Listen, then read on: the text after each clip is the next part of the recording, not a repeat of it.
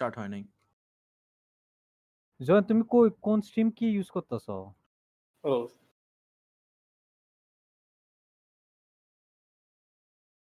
হ্যাঁ, ইউটিউবে গো লাইভ দিবা তো। It was like this. তুমি দিছো রে ভাই, ইউটিউবে সবগুলি ওইভাবেই হইছে। Okay, so live now? Yep, that's fine. That's fine. yeah, we're live now, I think.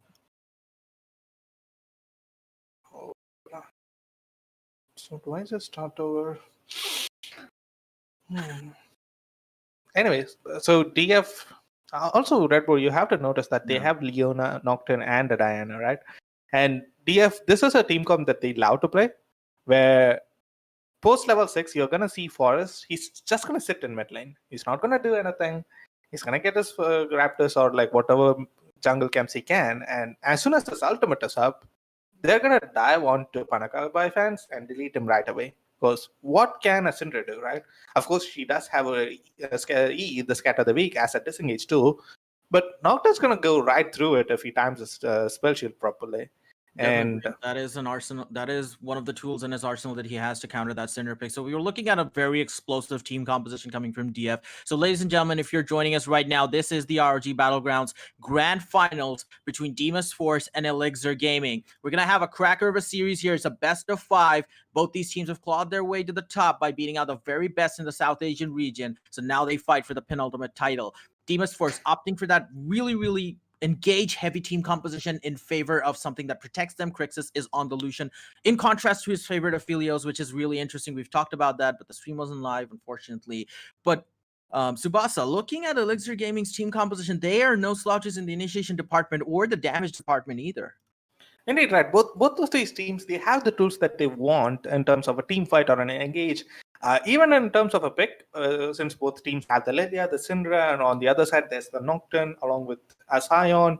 These are like both Nocturne and Scion, they could reach you from so far away that you can't even expect their engage to come through, right? You might be steadily forming in a side lane, suddenly your screen goes dark, and then your screen goes gray.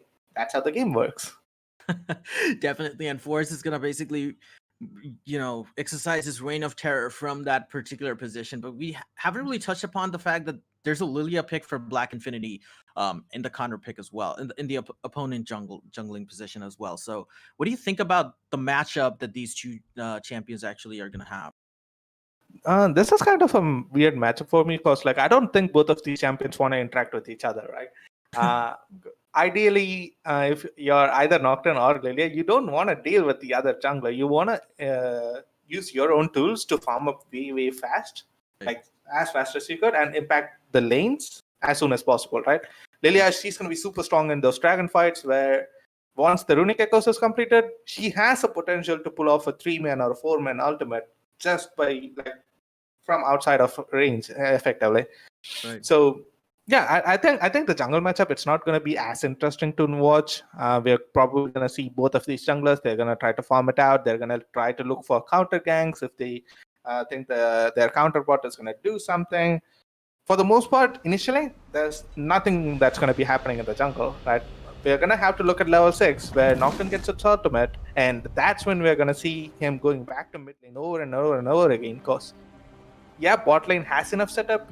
Top lane is a tank matchup, but still, mid lane, that's what you're looking to do. You're trying to get this Diana ahead, and you're trying to get Panakabai fans out of the game, right? You don't want them to play the game at all. Then you have a 4v5, and now you're at an advantage because who else is going to deal damage? The Ashe against this team comp? Doesn't seem likely. They're going to look to basically shut the Syndra down because realistically, that is the only damage source that, Elixir Gaming has. Barring the Ashe, who is at risk, however, because Sim Kingdom, I Killed Van Gogh, Rusty Panda, and Forest. All 4 of these players are playing champions who love to engage upon ADCs. So Mentality Giant is going to have his work out for him if Panakabai fans can't support with that follow-up damage. However, looking at Elixir Gaming's team composition, if they do end up in a stalemate, I just feel like they just scale way better into the late game than DF if they do not get ahead. Because if they do end up in a stalemate, the Ashe is going to pop off, the Syndra is going to one-shot everybody, and coupled with the fact that they have strong initiates it might just prove to be too much for DF, but we're just gonna have to see how the laning phase goes. DF, their main team composition should be based around getting those dragon skirmishes out of the way really quickly. Focus down the objectives, try to win as many 3v3s or 4v4s as you can, coming to that mid-game to late-game transition and just snowball from there. That should be their strategy. For Elixir, if you maintain a stalemate, it's completely fine. So let's see what the game has in store for us as we do see the champions going out onto the Rift. Indeed, and on paper it does seem like Elixir might have better scaling team comp. There is also another thing that we need to consider here, where in a vacuum, Ashe might deal more damage or might have more utility than a Lucian, but against a Leona, Diana, and Nocturne, if you're not on point, then Lucian's gonna do way more than an Ashe, right? If you're just gonna be allowed to walk around in team fights and not be able to get into range of anyone, then you might as well not do anything, right? That's unfortunately how the game works, where you can't think of things in a vacuum. There are going to be way more factors that are going to come into play when you think about which champion has a better chance of dealing more damage or being more useful in a late game team fight. Definitely, and we do see all team members of both these teams actually spread out across the jungle. No one wants to. Usually in these first few games, you know, especially the first game, no one wants to do like a crazy invade or something like that in order to, you know, prevent a sort of mishap from happening, because we have seen that in the past. Level 1 invades initiated by teams only to fall flat on their face, and now they're staring down, let's say, a really bad lead and bad deficit in the laning phase. So we're gonna have standard red starts for both these junglers, Forest and Black Infinity, both opting for the red buffs of their respective jungles. They're not going to mirror each other, so they're not going to probably meet each other post level 3, but that is going to be, you know, the standard start for both these junglers. They're going to look to farm up all of their camps and try to hit level 6 as soon as possible. Forest more so than Black Infinity, who probably might just look for a gank down in the bottom lane as soon as he's done with the camps. Yeah, this seems like a slight trouble for me, because pre-level 6, we know bot lane is where all the action is going to be, right? Top lane, there's nothing that's going to be happening. Both of them are going to try to farm, and they're going to pretend that they're trading, but none of their HP bars are going to go low enough. And mid lane, we know it's Diana against Syndra. Diana's not going to be able to do anything. And I believe Sim Kingdom, he's going to know how to play the matchup, and he's going to play it safe. So bot lane, that's going to be where all the action is. It's Lucian, Leona against Tatomk and Ashe, and if Lucian, Leona, they know how to play around cooldowns and how to play around the Tatomk consume, they can get a sneaky kill off. And currently, Black Infinity, he's set up to be there at level 3, level 4 when the matchup is at its toughest. Right. Meanwhile, Forest, he's going to be on the other side of the map. He's not going to be able to do anything. And with a Nocturne, honestly, you don't have a lot of agency pre-level 6, because all you can do is just use your Dust Shroud and try and speed your way up to the enemy laner. Although you have good ganks set up in the form of the Leona, because Rusty Panda is playing that, but it's still not going to be enough. Yeah, but the thing is, like, you don't need to do anything. Your bot lane is going to win. All you need to do is be there for a counter gank in case, like, it gets turned around, right? Because now like, look at DF. They are forced to, like, play safe because they don't have a backup in terms of their jungler here, right? Yeah. Even though they're supposed to be the ones that want to go aggressive. Their strategy behind this is probably that we're not going to use the level 2 or the level 3. We're just going to allow Forest to farm up to level 6 and then start the fights from there. What they want to do is probably not take any risks come these level 2, level 3 fights. They're going to wait for that confirmed engage from the Nocturne at level 6 and try contest for a dragon. They want to turn those fights into bigger dividends by taking those objectives, transitioning away from a winning fight. So if that is the strategy, they're going to have to basically hold on to the stalemate that they've done so far. But Elixir have that prio, but here comes Forest with that gank up at the top lane. Kaka, he has that tether on. Despite the flash, he is feared. He's taking a lot of damage. Kill Van Gogh had disengaged prematurely, in fact, and that might have been a kill, but with that disengage, Kaka is going to walk away, albeit wasting his flash. They probably just wanted to blow his flash. That's why you didn't see Forest trying to flash follow him. But unfortunately, the tether stayed on. And yeah, probably they could have communicated it better if they had known, but that wasn't something that most people would have expected in that situation. Yeah, definitely. You don't expect the tether to be still there after the flash, so it really makes sense for Kill Van Gogh to instinctively back out, like, okay, he flashed, the tether's off, the gank's off, but then he's like, oh, okay, nope. And top lane, I think both top laners have used their teleport, so there's not going to be much teleport threat coming in at level 6 or level 7. So, yeah, for now, top lane, they just choose to farm it up. And there's another thing that you need to notice. If there isn't going to be a requirement early game to rotate around the map, Sion effectively has 2 teleports. He can now trade like a monkey, and at level 6, he can recall, just run back to lane, and that's all he needs to do here. The monkey train doesn't stop for anyone, and level 6 Sion is going to be a scary thing, because once you see that thing coming down at you from lane, you need to back off. That's basically it. And otherwise, you're just going to have a world of hurt coming your way. That Sion is just going to build super tanky, but still use super damage because of those base damage numbers. And that is exactly why you play this top lane champion in the first place, right? But a little bit of a trade coming on between iKillVango and Kaka. And it's exactly as you said. That's not a trade at all, right, bro? They just want a trade, but like there's nothing that's going to happen there. You all know that. We're just gonna see some damage numbers floating above these champions, but somehow, after that tickle fight, Kaka is down to half HP, and he doesn't have mana. Yeah, unfortunately, because iKillVango, he traded on Kaka's HP, while Kaka constantly traded over and over again onto the enemy shield, and that's not how trading works. You wanna trade onto the HP and not like the shield. Definitely, and now we see that Forrest is positioning himself near that Dragon Pit area. Is he going to see? Are we going to see some mid lane action right now? He does have the positioning, but Syndra isn't a champion that just goes all in to deal damage, so he's going to stay relatively safe. Panagabai fans doesn't have anything to worry about pre-level 6, but here comes a reverse engage coming out from Rusty Panda. The teleport is there from iKillVango, but Mentality Giant's probably going to go down before that teleport actually goes down. No, it's not Mentality. It's actually Simp Kingdom here. Uses that ultimate. Shifu is in trouble here. Rusty Panda laying down the C as well. But you also see a 2v1 in the top lane. It's Black Infinity versus Kaka. iKillVango is surviving for dear life. He flashes off. Black Infinity follows the flash as well. He's gonna get that blast going. He goes straight into Black Infinity's staff, and Black Infinity is happy to take away that kill, but DF respond with a drag. Probably a panic right there, because iKillVango, he didn't need to take the Black Scone. Black Infinity, he missed us. He tried to be ahead of his opponent, and his opponent had to walk away. He didn't have to take the Black Scone right there. But yeah, things like those happen, I guess, when it's a high-stakes situation and there's a lot of pressure on yourself. Definitely, and I just feel like that was...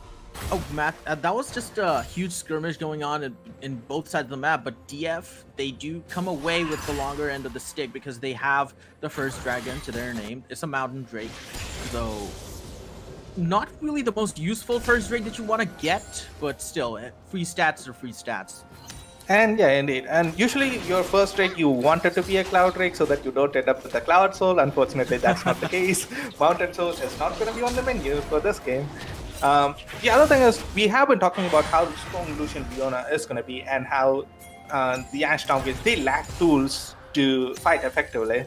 Right. And probably Mentality Giant and Shifu, they forgot it for a split second right there, because they were able to get a couple of autos onto Lucian, and all DF has to do, they have to turn around and kill Ash. It's simple as that. Getting that priority might have just been, a bit too much for them to understand that, this is not a matchup that favors you when you're doing those extended trades. And Sim Kingdom didn't really need to teleport in anyway, because they got the kill before that teleport even finished. They just picked up the kill on Shifu because of the presence of Sim Kingdom, which they might have gotten anyway as well. So for Mentality Giant and Shifu, that must have been a really huge wake-up call that, we have priority, but we can't overstay our welcome, because Rusty Panda, he's not going to let you go. He's going to engage on you and use that ultimate whenever he wants to, and just, pop goes Mentality Giant's ass. That's exactly what happened. But we do see an engage coming out in the mid lane. Mentality Giant misses the arrow, but Panagabai fans does land the stun. Is he going to get enough damage? The falling pin is rolling down. It's really, really close. Sim Kingdom is really low, but Mentality Giant tanked a bit too many tower shots, and now he has to back off. That was a bit too close to comfort, but Sim Kingdom, he was able to get out of it. Perhaps if the arrow had landed, it was an instant kill right there. But still, they took away his flash. So a Diana without a flash, he doesn't have a lot of tools to get away from a gank. Oh, they're gonna try to end up for a gank movement. The Flash comes out from Crixus. Is it going to be enough? It's going to be enough damage to kill him out. Rusty Panda tries to CC them under the turret, but to no avail. That gank came out of nowhere. Shifu using that ultimate to get in position, and Black Infinity, Lilia does disgusting amounts of damage, and that just goes to prove how strong of a jungler she is, and whenever she's in lane, you better watch out. Yes, Lilia, she's at her strongest during the mid game, and we're almost at mid game here. And till 25 minutes, Lilia's gonna deal insane amounts of damage, and it's gonna be so hard to nail her down because you don't have a lot of point-and-click CC. Yes, Leona has an auto attack enhancer, which is a CC, but to chain into it, you need to land your Zenith Blade, you need to land your ultimate. So it's gonna be really difficult to pin down Black Infinity unless they know what they're doing and they manage to play around the Lilia. And Red Bull, even though there was a disaster for Elixir in the bot lane, Mentality Giant and Shifu, they're ahead in form, and effectively they should be even in gold at this point. Yeah, they're probably even at gold as well, because they do have a 1.1k gold lead all across the board. Elixir Gaming, what they're doing right now is just using that sort of using the downtime that they had in the beginning of the game to just consolidate their farm leads, right? So you do see all of the laners right now, barring top lane, ahead in terms of the CS, especially the jungle, when you have that contrast between Black Infinity and Forest, 85 to 68. Even though we did see Forest making those plays, trying to make those plays, he didn't really have that sort of an impact that Black Infinity did. He has 100% participation in the kills that they got. But right now, that can change in the blink of an eye, because we didn't see that sort of Nocturne ultimate from downtown. Are we going to see that right now? They're positioning in mid lane. Yeah, they should have the tools that they require off of this, right? We see Diana ultimate, it's back off of cooldown. Nocturne is level 7. This is going to be the strongest that he's going to be in. Probably he's trying to finish his warrior. I don't think he requires it. Maybe they want to be safe about it, or they're saving up their combo for another objective fight. But I don't think an objective fight is going to happen here, right, bro? But right now, we do see that they start off the Rift Herald, and that's going to allow them to put a bit of pressure on a particular lane while they go for another objective, or they might just, opt to kill someone off and then try to take as many plays as possible. But Elixir do catch wind of it. Kaka is there. They do now have the information that they're doing this Rift Herald, and things are going down. They really do not want to give this up. I don't think Elixir needs to contest for this Rift Herald. They can take the dragon and thereby denying any solo opportunity for a TF, right? Because TF is the team that has the early dragon, so you want to set up for the second dragon so you can put pressure on the enemy. But rather than that, now... But right now, we do see a convergence onto Crixus. 3 members of Elixir Gaming are there, and he cannot get away from that. Mentality Giant's arrow was on point, and all Panagabai fans had to do was use the point-and-click damage abilities, and that just sets them up so nicely for this dragon. But meanwhile, DF, they're going to opt to use that Rift Herald in the mid lane, try to get something back for that transgression against their AD carry. But I don't think they're going to get the turret. They're just going to get a few plays. They're essentially trading up their soul potential for much more gold onto their carry to players, so it's effectively more gold onto Forest and Sim Kingdom, and it's going to be a Cloud Soul enemy. So now DF, they might be happy that they didn't even try to contest Dragon 2. Disappointing, honestly, because the Infernal and the Cloud were both up for grabs. And whoa, okay, Kaka using that ultimate against I Killed Van Gogh. That's really, really aggressive coming out from him. Does a little bit of a decent amount of damage, but probably honestly, used it for the wave clear. I don't think it was meant to hit I Killed Van Gogh. Probably that was a misclick. He tried to hit the minions. I'm pretty sure of that. But like, as much as we like to poke fun at these champions, this is what they're meant to do, right? They're gonna farm up, they're gonna build tank items, and they're gonna be a super strong frontline and engage for their teams respectively. So yeah, definitely. And Sion as a champion, and even Malphite, these champions are just basically, meat shields that just stay in front. They just refuse to die. At one point, the opponent team goes like, okay, we're not gonna focus this particular champion. If they're in front, we're just gonna do something else. And that is exactly what happens, honestly. In terms of the fights, whenever the Sion or a Malphite is there, you want to go back to the front line, you want to go over these champions, but they just have the tools to keep you in place, and they really don't want you to go to the back line, and that's really what they're good at. And this is exactly why these champions will not trade out for massive amounts of damage, but they will take massive amounts of damage. And we can also see I Killed Van Gogh, he's going for the Abyssal Mass first. It's going to help so much because there's 3 magic damage dealers on the side of Elixir. And it's also going to amplify Sin Kingdom's damage when he dives in alongside the Diana. Is Shifu getting caught here? We might see an engage right now. We do see an engage. Rusty Panda opting to go in. He does get that flash out of Shifu. Sim Kingdom was there in tow, but a little too late. They're just gonna have to be satisfied with the flash burn and opt to run up to mid lane. I don't believe I have seen Forrest use his ultimate yet. Perhaps he's still waiting for a good moment to do it. Yeah, and now that you mention it, he actually hasn't used his ultimate once. Because champions like Nocturne, TF, you want to be proactive with your ultimate as soon as you hit level 6. Because okay, a duel going on in the bot lane. Christmas versus Mentality Giant. Who's gonna win? It's obviously gonna be the Lucian. Shifu uses that ultimate to catch him out. Black Infinity and Shifu are there, but the teleport is coming down from Sim Kingdom. Sim Kingdom is there, but he finds himself between 3 members of Elixir. A reverse teleport coming out from IKillVanGo. Is he gonna be there to save his teammate? He does. But that was a 1-4-1 trade out, and that could have gone horribly wrong for Sim Kingdom with that teleport. it's not only an 1-for-1 trade right there, right, bro? It's 1-for-1 alongside 2 teleports. That's going to be super key because right now, if they don't have the tools to pressure side lane safely, if oh, never mind, there's no objective on the map for crossplay. I guess they can if they have enough wave clear in the mid lane. Never mind. So right now, while we did see a lot of action going down in the bot lane everywhere, it just seems that Elixir. You don't win that, buddy. You don't win that. Okay, that is not a fight that you want to pick up as a Nocturne versus Kaka. Might have been. Oh my goodness, the tier with the E doesn't land, but Sim Kingdom goes in. Panakamai fans, the ultimate's there for the Rusty Panda as well. They're going to go in. Panakamai fans, who saves himself with the stopwatch, and Rusty Panda and Sim Kingdom are also going to have to back off against Elixir. Elixir looking really strong in terms of their macro play so far. Yeah, the problem here is you're playing an AD top laner alongside an AD jungler. So your opponent he has the luxury to stack full armor, and a Malphite who's stacking armor, you're not going to be able to kill him as a Nocturne this early into the game. It's going to be impossible. Yep, and that is not a fight that you really want to pick up.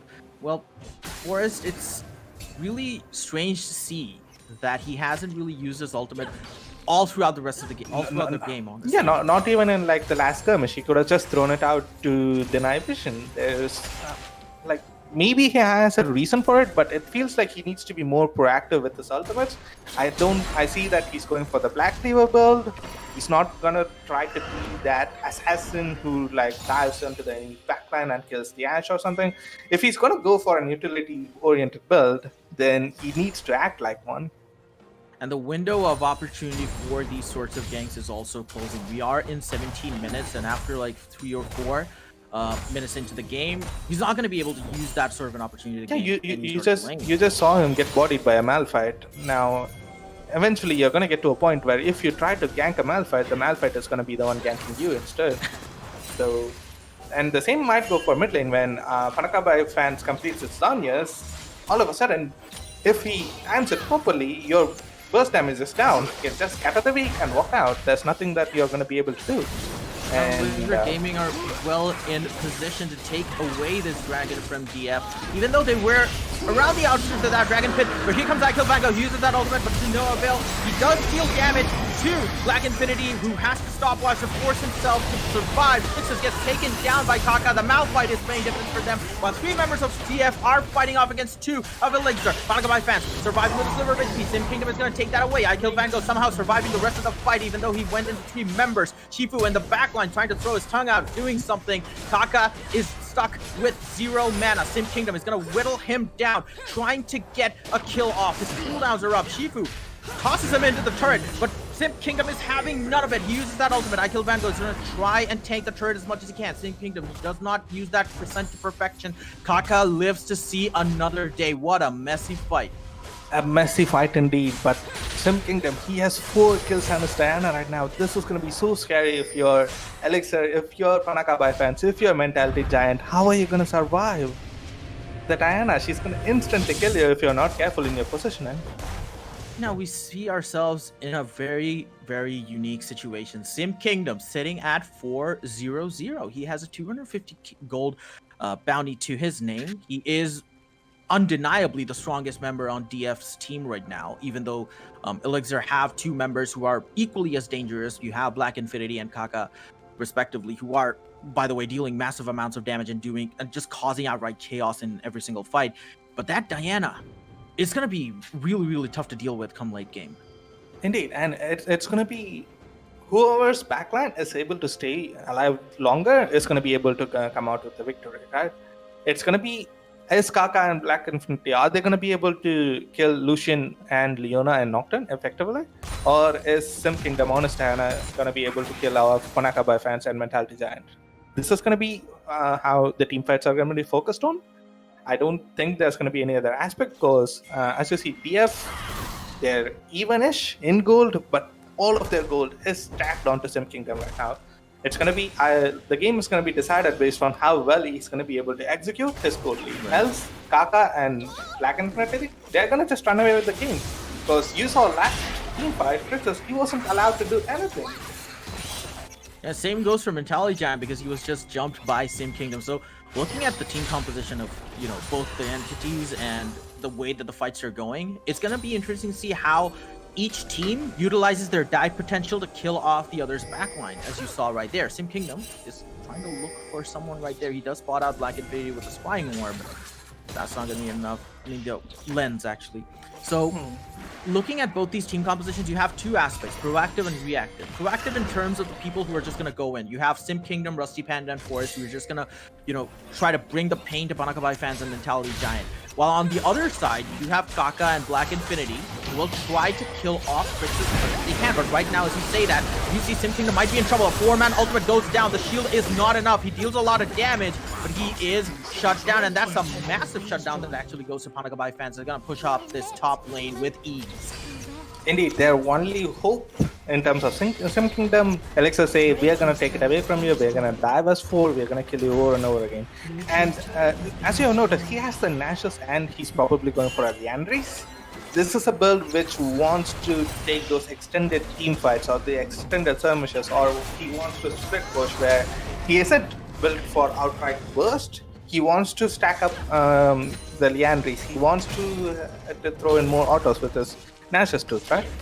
And that sort of playstyle might be difficult to pull off if you're up against a Malphite, a Syndra, and Lilia, right? Because the team fights, they're going to be over really fast if you get comboed. And if you don't have upfront damage, then you might get run down by four of the enemy champions who are at like quarter of their health or something. Definitely. And while it does make sense from a standpoint where you're fighting off against, let's say, Malphite and Tahm Kench, the fact that you just mentioned it right now, you do have Syndra, Ashe, and Lilia to take account for, right?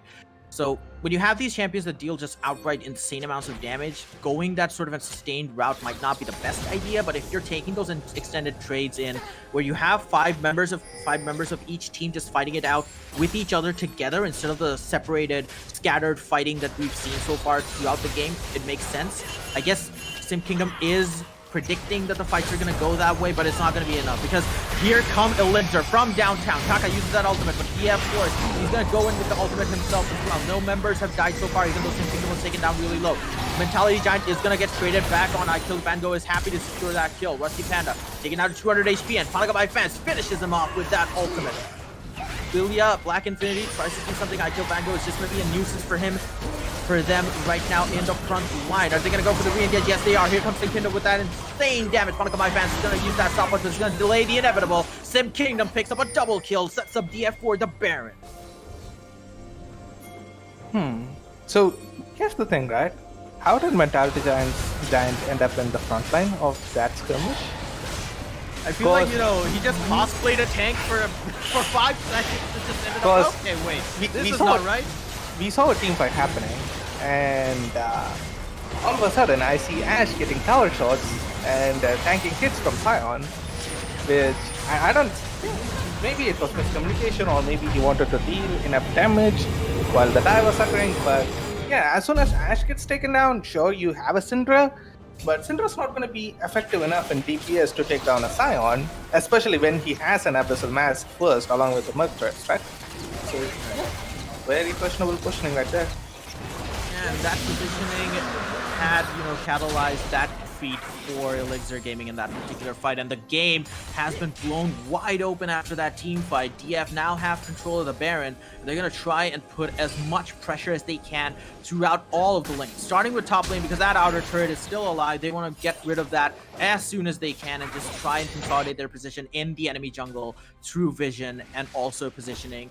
So we do see like a scattered push coming out from all members of DF. They're going to try and reposition to the top lane. 2 members right there. Their target is that top lane turret. iKillVango is just going to soak up pressure in the bot lane as much as he can. No one's going to be able to kill him. Look at how tanky he is. Yeah, this is going to be really impossible almost, right? Well, impossible is a difficult word to use, but still, it's going to take so much coordination and so much free time if you want to take him down. And I don't believe you have that luxury to just sit there and try to take down this huge, massive tank that is going to be so annoying to deal with.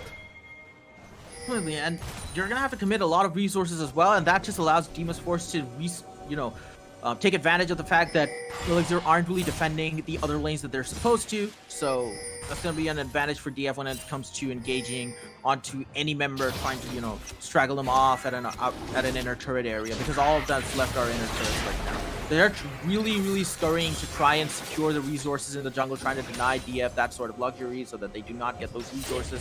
But Rusty Panda, he's not going to have any of it. He's just going to clear off all of the vision that Elixir Gaming tried to get back into the game. Indeed, and 25 minutes into the game, the gold is almost even. It's a 1.2, 1.3k gold lead, which is not even a gold lead at this point. It's that's an interesting flash right there. Okay, Rusty Panda is going really, really aggressive, but he is joined by 4 members of DF here. And even though they seem like they were at a disadvantage, but Sim Kingdom goes downtown, Beautiful takes down Zhonya's Mentality Giant. And Shaka, even though he ulted, that Zhonya's did save him out, and yeah, if it was not for the Zhonya's, he would have taken a few more tower shots. Kaka has enough stats for him to just run down Sim Kingdom and take all the damage that the enemy throws at him. So well timed right there. And DF, they got 2 kills and a tower. So this is going to be a really quick switch in terms of who has the lead right here. Really, and that's another tower going down. Yeah, they just turned on full mode and they just went in with that particular fight. They get 2 turrets, they get 2 kills. Really, really sweet deal coming out of that Baron, and they utilize it to full potential. And this is what we wanted to see from. And this is what we wanted to see from the early game. I wanted to see this happen from level 6, where you see Nocturne coming in from nowhere, and there's going to be a super hard dive, and anyone that they focus on is unable to survive. Right, and the fact that his extended fight build is actually working out. You see the Black Cleaver, you see the Maw of the Malmortia's recipe item being built out of Hex Drinker, right? So it goes to show that Forrest wants to tank a bit of that damage. He wants to go in with Rusty Panda toe-to-toe. And with iKillVango in support, it's not going to be impossible. And Sim Kingdom is just going to round that off with insane amounts of damage that he has. He's 7-1-1. He's Indeed far ahead right now in terms of this gold lead and everything. Indeed, right? And like, you're not going to lack damage. You have a Lucian and you have a Diana. And probably Forrest, he wants to shred a little bit of Malphite, so that his teammates are actually able to take him down, right? Ideally, you don't want to build Black Cleaver and sort of things on Nocturne, but it's not something that you shouldn't do either. It's going to be more reliant on what you want to do in every single particular game. And in this game, Forrest might be able to make it work just based on how his other players are able to function. Right now, Elixir Gaming are stepped onto the back foot of this game, and it's just such a far cry from what we've been seeing through that early to mid game, where their macro play was spot on, but that one fight just basically opened the floodgates for DF, and they've been taking advantage over and over again. That Baron really, really energized their particular morale, and they just went in with that fight, getting 2 kills, 2 turrets, and now DF are comfortable in this first game 1. Even though the gold lead isn't as much as you would expect, Indeed, the threat from DF's champions is still imminent. Indeed, the goal lead might not be as high as like one would want, but you see, DF, they have the goal where they need it. They have it on their Diana, and here Lucian's job, his job is just to kite around Malphite and try to keep him busy while Diana kills the entire enemy team. That's literally the game plan DF might have right now. They might have 2 points in their plan. One, survive Kaka's ultimate, to kill the entire enemy team using Sim Kingdom. Simple plan, honestly, but it's an effective one because they can afford to actually have that sort of a simplified strategy going into these fights, and they secure their second dragon of the game. And honestly speaking, a Cloud Dragon, you really don't want to, put too much importance on it, but the extra gold is nice. You're denying the enemy team the soul, as they are sitting at that soul point as well. It's a really good objective to take away from Elixir, just putting salt on the wounds further in their game. Indeed, it's not the best dragon for you to secure, but it's still gonna deny the Cloud Soul, which might have helped Kaka run down Lucian a little bit better. Still, yeah, not the best dragon, but like, you don't want to give it up either. Just because it's not as good as the other souls, you don't give it away for free. And now, it's gonna be on. Now, both dragon is down. Is Baron up? Oh yeah, Baron's up. So now I want to see how they assign their lanes, because we see DF, both of their solo laners have teleport, but on the side of Elixir, that's an arrow coming in. And it does nothing. That was the most uneventful arrow that I've ever seen. Why would you throw it there when you have no backup? I don't know, honestly. Mentality Giant might have had a small metal room right there for some reason, but that ultimate but using that ultimate is going to mean that they do not have that for any sort of follow-up or engage if they want to do You could have something thrown it there if you had it, and that's a kill, because you had two other teammates with you. Anyway, getting back into the game. So there are two teleports on the side of DF, while, oh, never mind. Elixir got their teleports back by the time we got back to addressing it. So now we are going to have to look at where the lanes are being assigned, because I don't think Kaka has enough damage to deal with Sion at this point. And Sion, he doesn't need to deal damage. All he needs to do is constantly push. And Kaka, without... He's just to bring the attention of Kaka to that bottom lane, and that is such a crucial component of Elixir Gaming's initiative, and that is just so clever coming out from I Killed Van Gogh. But Rusty, Panda, and Forest, they want to go for this sort of re-engage. Princess and Sin Kingdom are a bit far away. Is it gonna be a bad fight here? DF have been taken, a bit down, but this fight is still going on. It's really messy and messed up right now, but DF end up losing. That fight was not the best, honestly, because you do see I Killed Van Gogh trying to deal as much damage as he can before going down, but going in like that while two of your carries are just stuck in the Baron pit is not gonna win you the fights, DF. That is not what you should do when you're doing Baron. That fight was really premature. Indeed, I was talking about how I Killed Van Gogh doesn't need to kill Kaka. All he needs to do is push in minions and make sure that he isn't able to join their team. But unfortunately, there might have been miscommunication where Kaka was just allowed to walk right into a team fight, not even expend his teleport, and still try to get his ultimate off in time. I'm unsure on how that was allowed to happen, but that's what has happened right now. Yeah, and you saw that in the bottom lane, I Killed Van Gogh was taking away the attention of Kaka from that Baron pick, but Kaka just too strong. He just wrestles away from I Killed Van Gogh, gets himself into position to follow up the engage, conducted by DF, mind you. Rusty, Panda, and Forest, they did go in 2 members against 4 people of Elixir. That really didn't give enough time for Princess and Sim Kingdom to try and, start off that particular fight really well. And Sim Kingdom went in, he dealt damage, but it was just not enough. And Kaka, when he joined the team fight, it was over right then and there. And right now, DF, again, the game is stalemate. DF, the comfortable lead that they had, has now been thrown away. Indeed, because DF, they need to take team fights in multiple sessions. They need to they need to bait out cooldowns. They need to make sure the Tompkins consume is down, the Zonyos they are down, and you can't just dive right into a team which has a Tompkins and expect him not to press his W fast enough. That's not how the game works. Everyone in this level of gameplay is going to be able to do that. And right now, we might see another engage coming out from I Killed Van Gogh and Forest. Both ultimates are burned. I Killed Van Gogh lands onto no people. And Sim Kingdom is there, but they're not going to... This is where they need to disengage. I don't see them... Oh, okay. So Elixir actually re-engage onto that, and they will happily take away Sim Kingdom's Diana. That is the pressure. That is the threat that you want to get away, that you want to take away from DF, because now they're going to be on the back foot. Elixir Gaming, get that mid lane turret. I was just saying how this isn't something that they win, and that's what happened. They needed to disengage as soon as they part of the teleports, right? You got resources from the enemy team, and all you spent was a Scion ultimate. So why not just disengage and go back to point zero and try to assign your lanes right now when the enemy doesn't have teleports out?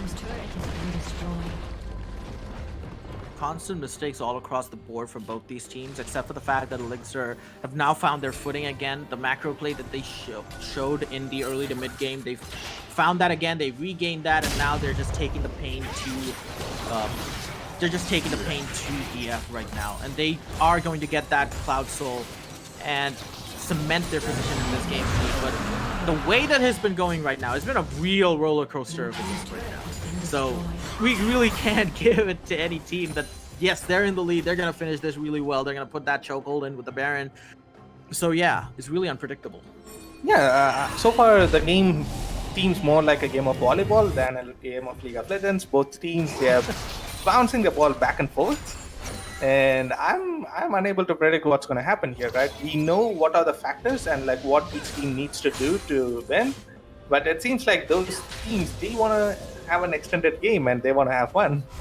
And we also have to mention here, Cloud Soul was taken by Elixir. So now, as soon as Kaka lands his ultimate, he's going to gain so much movement speed. And 3 Cloud Souls? As a Malphite player, you take those.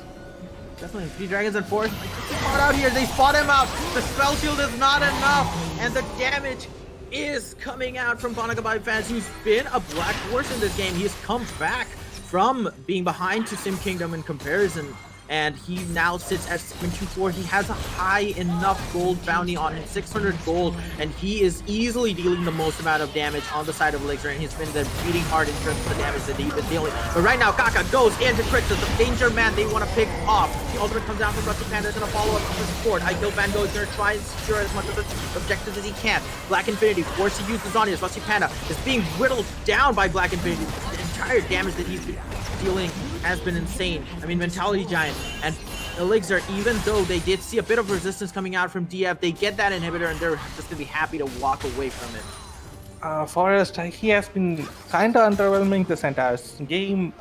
Usually we see him be super proactive in the early game. We see him try to set up his laners, and like Forrest, Nocturne Peck, it's probably not working out for him. He wanted to go for a utility-based build where he's pseudo-tanky and he sets up his teammates. But if you want to do that, you might as well not play Nocturne and play some other champion, which allows you to do it more effectively. Definitely, that is a huge factor considering how DF have actually thrown away their comfortable lead that they got with the Baron and all the turrets that they've been getting with that Baron power play. But it just comes down to that particular decision. When they were going for that second Baron, they just went in 2 members against 4, and that gave Elixir enough time to reposition and do a proper consolidated fight. Because as DF, you want to pick off Elixir Gaming and try to scatter them throughout the map. You don't want them fighting 5v5 because their team composition is going to scale up more because of Kaka's Initiate and Ash's CC. Not to mention the fact that Banakabai fans is going to deal a lot of damage along with Black Infinity. And if you do have a Nocturne who's going to deal a lot of sustained damage, you definitely want it to be engaging against a champion like Black Infinity or Banakabai fans. Indeed, but right? that is something that's not happening. Indeed, like we mentioned over and over again, both Nocturne and Diana, they're going for the extended team fight, the extended skirmish builds where they don't have a lot of damage up front, but over time they're going to deal more damage, right? But the problem is, if you're going to go for such a build, you can't dive 1v4 or 2v4 and expect to get a kill out of it, because that's not how you have built your champion to function. And not to mention the fact that there's a Tom Kins, there's lots of Zonia's outcasts coming in, so you're going to have to play around cooldowns and not just expect the enemy to make a mistake. That's not how your game plan is supposed to be. You can't rely on enemies making mistakes as a source of your victory. Exactly, and you look at the fact that how many protective items Elixir has in their repertoire. You see that Shifu has a Quicksilver Sash. Ash also has a QSS. Both Black Infinity and Banakabai fans have Zonias. Who are you going to dive on? Who are you going to try and kill? Because those defensive items, coupled with the fact that Shifu can just protect for days, while Kaka is wreaking havoc in your backline, just makes for a really, really bad combination for DF. And right now, honestly, even though we did see a rollercoaster of a game, I don't see DF coming back into this unless a miracle happens. Yeah, because like as you mentioned early on, right? As the game goes further and further away, the Elixir, they're going to be more comfortable on their champions, right? I did say that there might be a concern that Ash might not be able to deal as much as damage just based off how the teams have been set up. But now, he has a QSS, he has a stopwatch, he has a Tom Kent, who also has a QSS. So she's good for life. But for DF, the prime target should be Panakabai fans and Black Infinity. They do not have the damage to kill off Kaka, even though they will face that giant mountain of a champion, rushing at them and mauling their backline. They really can't focus him, because the way that Elixir have set up right now, if you're focusing Kaka, you're wasting precious time not killing the carries. And if you're not killing the carries, they're going to basically destroy you, demolish you because of the amount of damage they're dealing right now. So Panakabai fans is the primary target right now for DF. They do have the tools to engage on him and try and get a good initiate off. I just don't see them winning off the fights with that sort of a build and everything that they've got going for themselves right now. Indeed, and Kaka has been having so much fun in teamfights, not dying. He has decided not to even go for tank items. Support items are all he needs. So, yeah, essentially, Malphite who was building support items after his second item is still unkillable because you lack so much damage in your team comp. And Lucian, yes, he would have benefited more from a Last Whisper item, probably a Mortal Reminder or a Dominant Regard. He needs the Hex Taker. Elixir might just want to engage onto DF right now. They're looking for that kill shot here. Kaka goes in, Ultra Instinct onto Sim Kingdom and Rusty Panda, while DF4 tries to do something, but it's not going to be enough. Sim Kingdom uses his ultimate on 3 people, but he just gets caught by Panakabai fans. High kill Van Gogh is just going to get whittled down by Mentality Giant and Shifu, while a double kill happens for Panakabai fans off camera. He has been the danger man. He hasn't gone down. All 5 members of Elixir are still alive, and that fight comfortably won by them.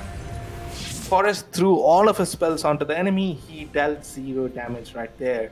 That's the problem with playing a champion like Nocturne. When you're not ahead, you're forced to go for suboptimal builds because you want to do something for your team, and then you do nothing because your champion is not designed to do that. And another ultimate into the counter just because he can. And that's going to be game 1 right there, right, bro? And what an amazing game 1 indeed. If the action is as non-stop as this one, we're in for an amazing series. But ladies and gentlemen, do not go anywhere. We will be back with game 2 between these 2 behemoths of South Asia. That was painful to watch.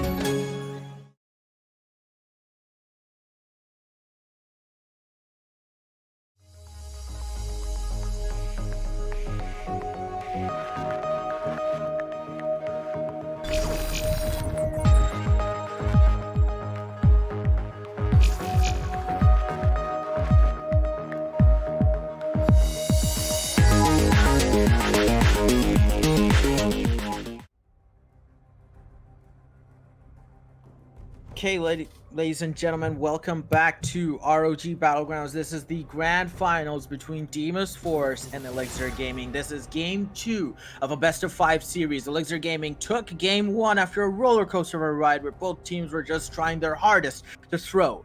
Right now, I'm joined by Tsubasa, and Tsubasa, take it away. We're in the picks and bans phase. Indeed, Redbro, that was a really interesting and entertaining match to watch. Game 1, right?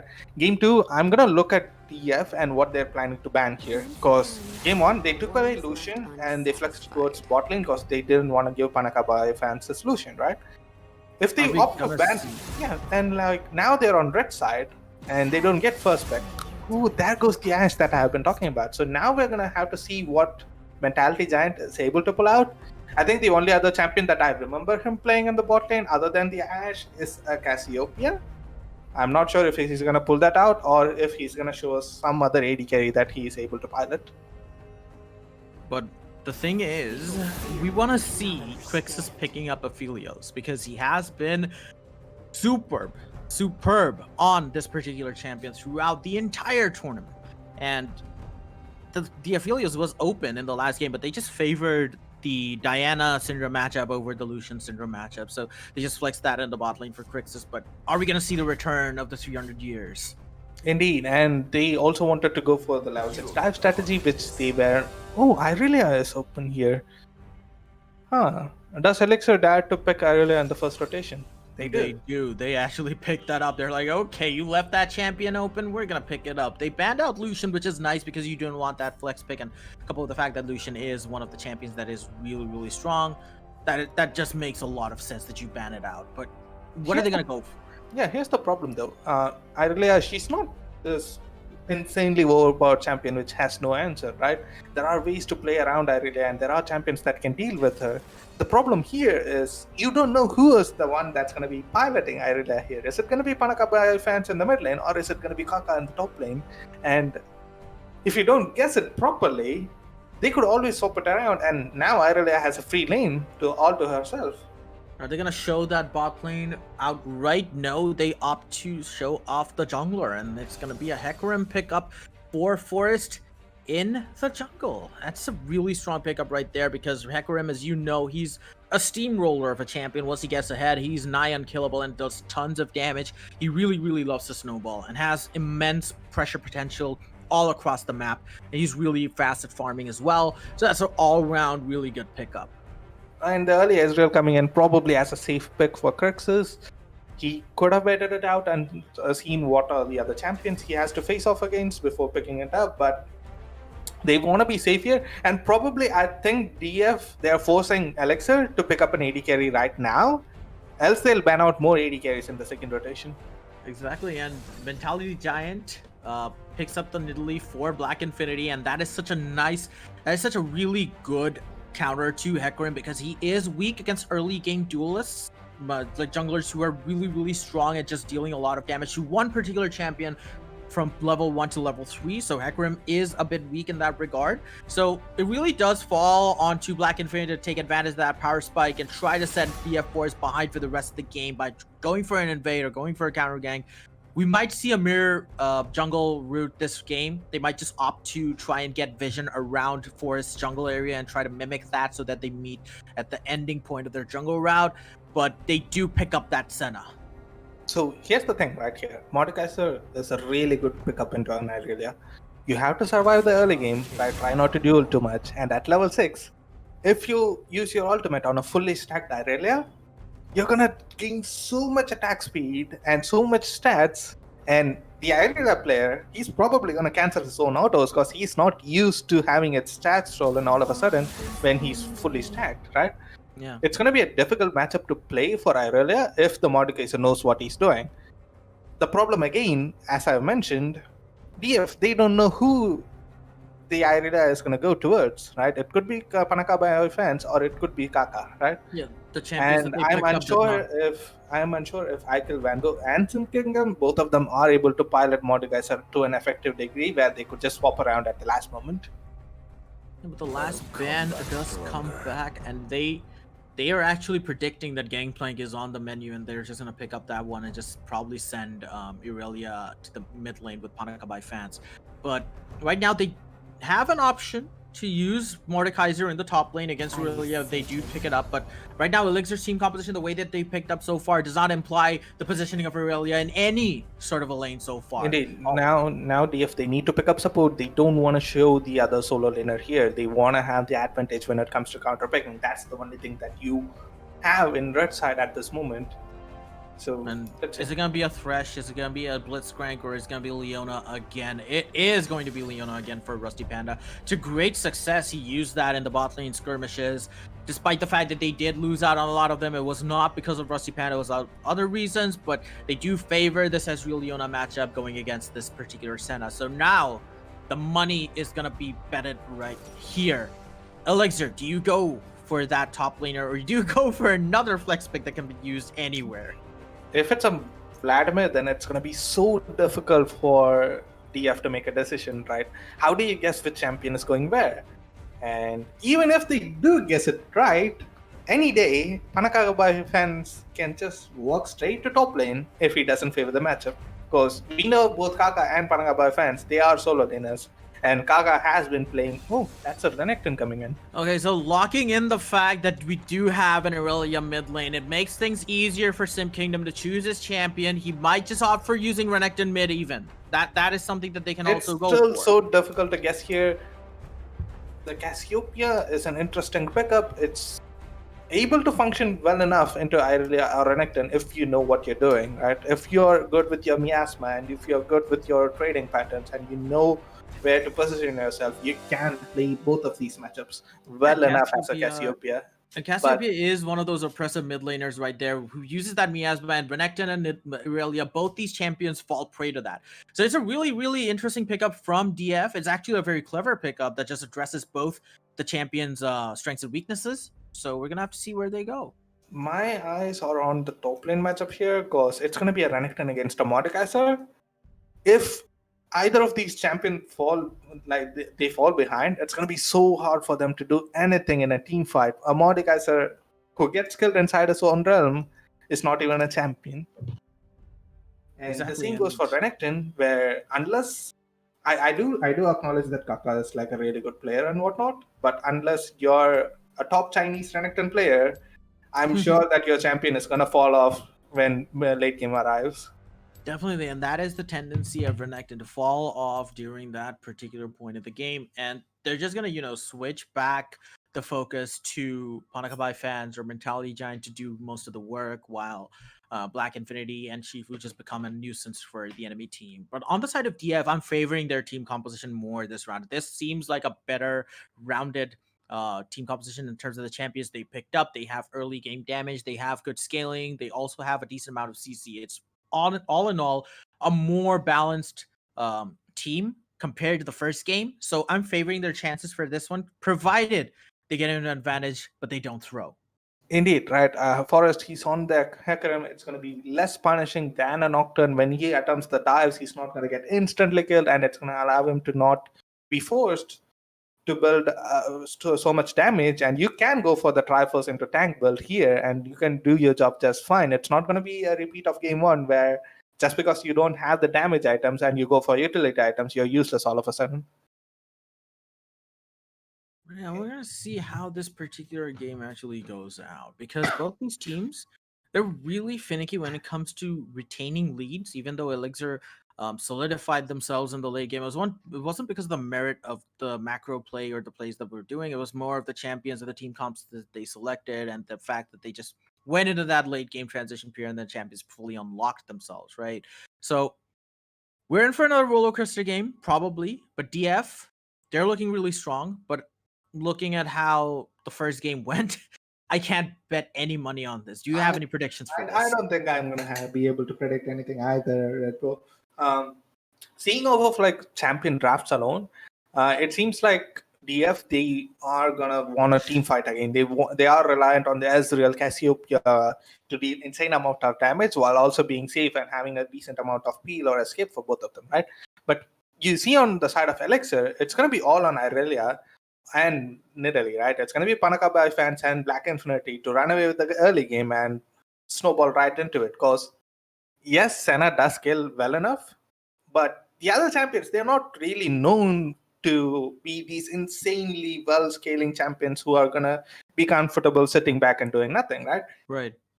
Say Nidalee, Aurelia, Renekton, they are gonna do a lot of stuff coming into late game, but that's not ideally where they want to be. They want to close out, they want to snowball, they want to get an early lead, they want to do something with it. If Elixir want to get a lead for themselves in this match, the best time for them would be pre-level 6. Because look at the power spike that DF can attain when one of their champions or all of their champions actually hit level 6. It's a very ultimate reliant team. It's a very ultimate heavy team as well, because all of their ultimates are really good, except for maybe Ezreal. He still does a lot of damage with that True Shot Barrage. But yeah, on the side of Elixir, you're going to have to see Panakabai fans and Black Infinity doing some magic pre-level 6. Otherwise, you're not going to be able to snowball yourselves into a lead that you feel comfortable with. And it's going to be really, really hard for you to contest any of those objectives, given how DF has set up their team composition for all-out fighting. So, right. If you don't have a lead, all of these champions have a potential to get destroyed inside a Mordekaiser realm, because if he times it properly, right, a Mordekaiser, he has to wait for Renekton ultimate to come down. He has to wait for Irelia passive to be fully stacked up. And if you manage to steal away their core stats at that moment, you're going to gain way more than the champion actually has as a base stats. Yeah, definitely. And they're going to have to play around I Kill Van Gogh's Mordekaiser. Otherwise, they're just going to be down 4v4 in a particular fight, and they do not want to be 4v4. If Panakabai fans or Black Infinity or even Mentality Giant get taken off the fight by I Kill Van Gogh, it's going to be doom for Elixir, because they need all of their members in a particular fight. That's probably going to be why they'll favor bot lane skirmishes pre-level 6 with Panakabai fans or Black Infinity forcing a 3v2 against DF in the early game, because you don't have that sort of an influence exerted by I Kill Van Gogh, and he's not even level 6. But it's going to fall onto Forest to proactively address that sort of a thing and try and get there as soon as possible for a counter gank. But I'm just guessing that Black Infinity is going to try and ward Forest jungle and try to mirror him so that he meets him in that level 3 to 4 area to actually try and get him behind. Because Indeed. Otherwise, he's just going to scale up anyway. Indeed, right? Forest, ideally, you would want him to be proactive. You would want him to do a lot of stuff, but he's going to be he's going to be struggling to survive in this game throughout levels 1 to 6, and even through level 9, right? Till that point, he's not going to have enough items or tankiness to be able to duel against Nidalee, right? So, one good thing that's going on for DF here is, like, even if they don't win the early game, as long as they're even or slightly behind, they can still reliably come back because of the scaling potential that they have with the Cassiopeia, with the Ezreal, with the Hecarim, right? And Mordekaiser, yeah, he's going to be a non-factor eventually when the QSS do comes online, but if you're even and you force the enemy to play a QSS stacks, then you're good to go. Yeah, it's enough influence from a champion which basically forces the enemy team to spend 1,300 gold behind an item, right? If you make them dump that sort of money into one particular item to survive against you, you've done a lot already.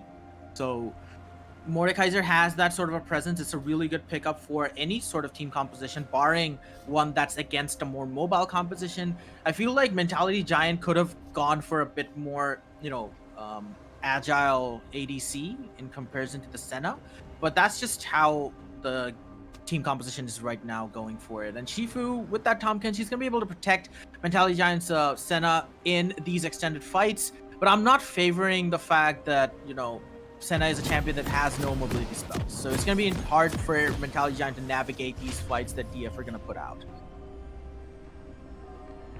And unlike game 1, I don't think DF wants to dive as hard, right? They do have the Leona and Hecarim, but these champions can play other playstyles as well.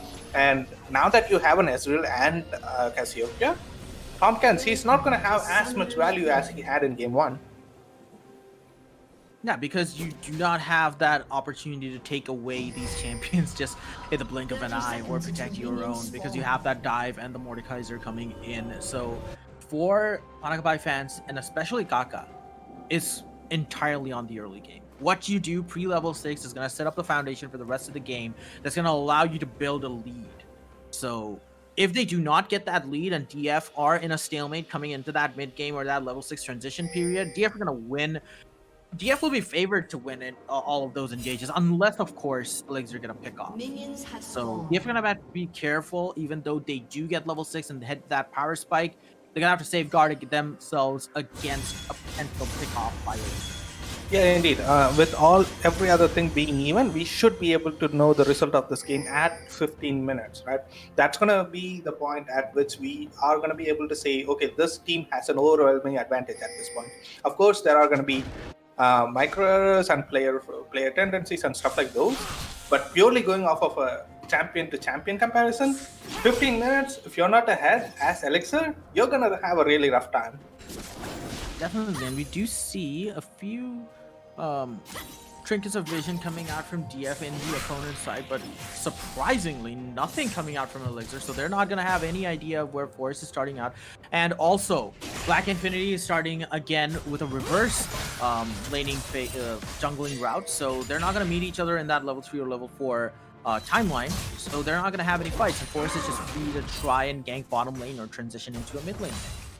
Yeah, indeed. And Forest needs to keep an eye on mid lane because we know Panaka fans is going to try to go super aggressive against the Cassiopeia early game. He's going to have the Nidali. Forest, he doesn't have to be proactive. He needs to be there for mid lane in terms of a counter gank. If something goes on, he needs to be able to be there to answer it.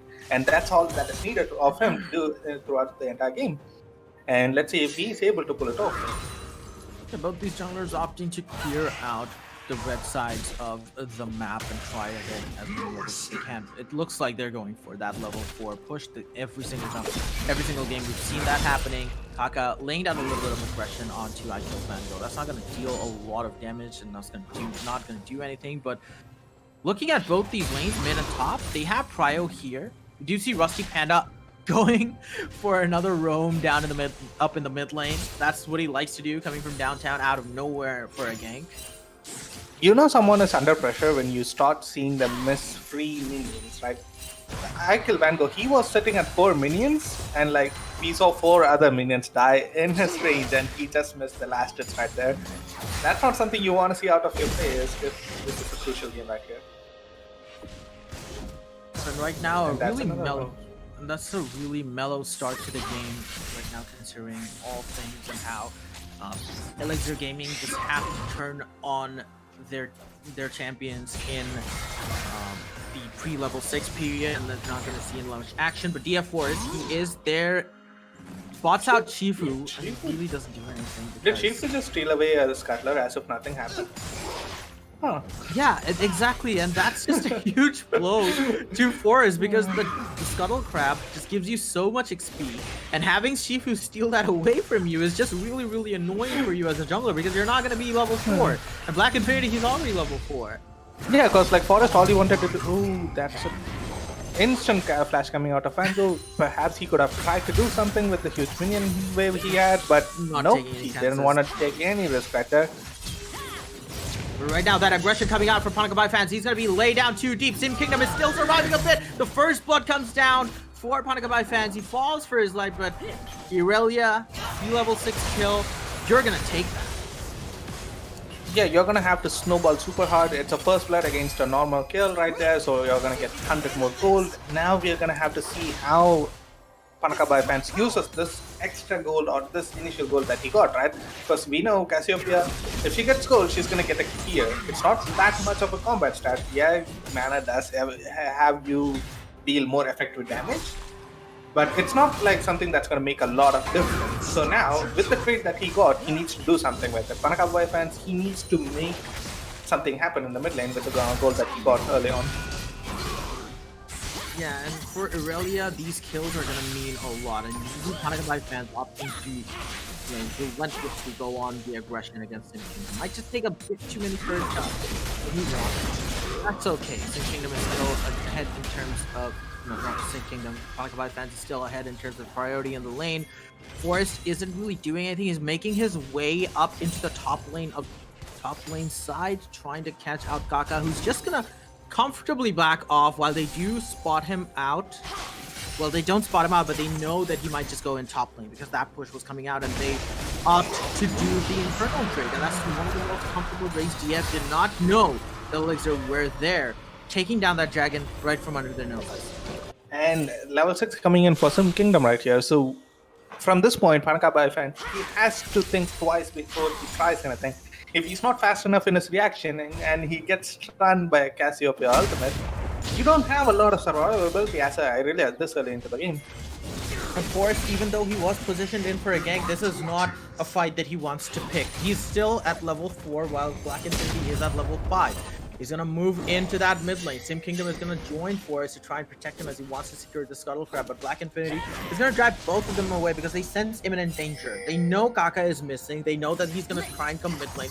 And the priority that Panakabai fans has over this mid lane is just going to allow Black Infinity to take that Scuttle Crab away so easy. This isn't for Forest's game today.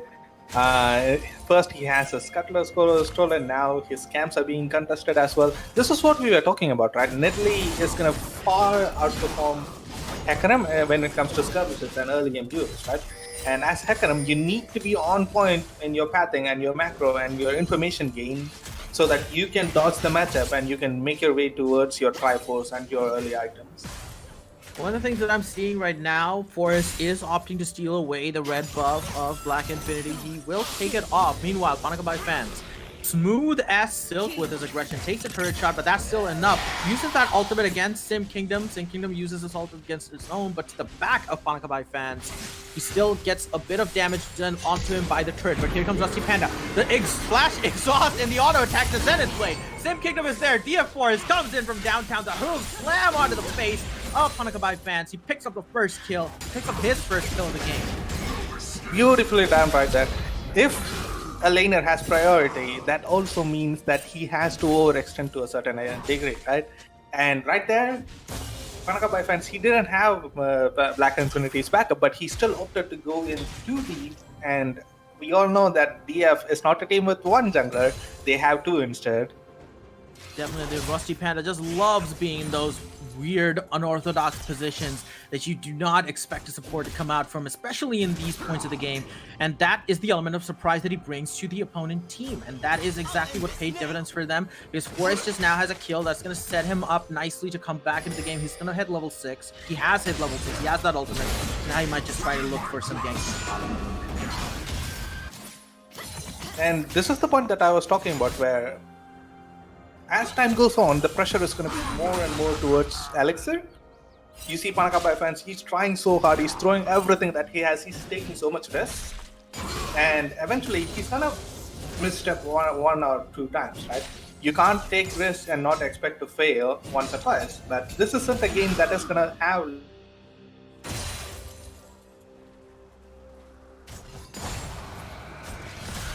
At this point of the game, we do know that Elixir Gaming have to basically step up. Otherwise, DF are just going to start running away because their team composition is going to get even more powerful as time goes on. They hit that level 6 mark. They do have their ultimates, even though Rusty Panda is still at level 5. He's going to hit level 6 soon, and that's just going to open up a whole new power spike for their bot lane. And right now, Elixir Gaming are well poised to take this Recurled away. Even though they are falling behind in terms of their team composition, they still have the macro plays going for them, and it's paying off for their team side as well, because they are sitting at a 600, 800 gold lead. Yeah, and the gold lead that it purely comes off of the jungle and probably a slight CS differential in top and bottom, right? 81 to 56 in terms of jungle CS. That's a huge lead right there, and that's gonna make the early game way more difficult for Forest than it already was.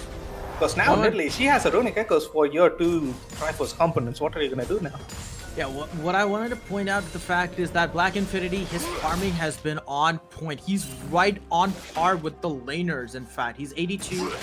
Even his top laner is sitting at 82 right now. So he's ahead of his top laner at this point. So right now, the farming that has come out of Black Infinity, the pathing he's been doing has been excellent, given the fact that he has contested all the Scuttle Crabs and Forest out of the jungle. Barring the fact that Forest got a kill, but that was not to his own merit. That was Panda just being doing Panda things.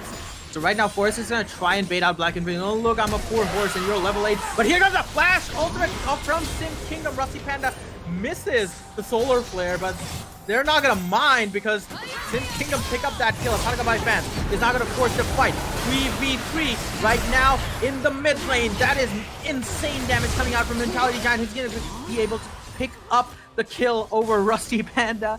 So many things going on. I got my tongue twisted right now. They used so much resources right there, but none of them actually were required. They missed everything and still managed to kill Black Infinity anyway. But do you know what happens when you are out of resources? The enemy is going to engage right back at you, and that's what happened right there. It's a 1-for-1 trade at the end of the day, but still. They're also going to prompt your teleport from Sim Kingdom. Indeed, right? But if you're the team which scales better, you take 1-for-1 trades any time of the day. Definitely, but if that means that you're going to lose out on the dragon, that's not really going to matter to Elixir. They're just going to be really, really happy to take this away from them as well. But right now, we do see Black Infinity. Even though he does not have a kill or an assist to his name, his farming has been on point, and he's going to scale really, really hard right now. Right now, shit coming out. Okay, Panakabai fans off a little bit too aggressive. He gets taken down to half HP. So the mid lane tower still stands, so that's going to be a huge importance right there, because as soon as mid lane tower goes down, the enemy no DF, you don't want to do that.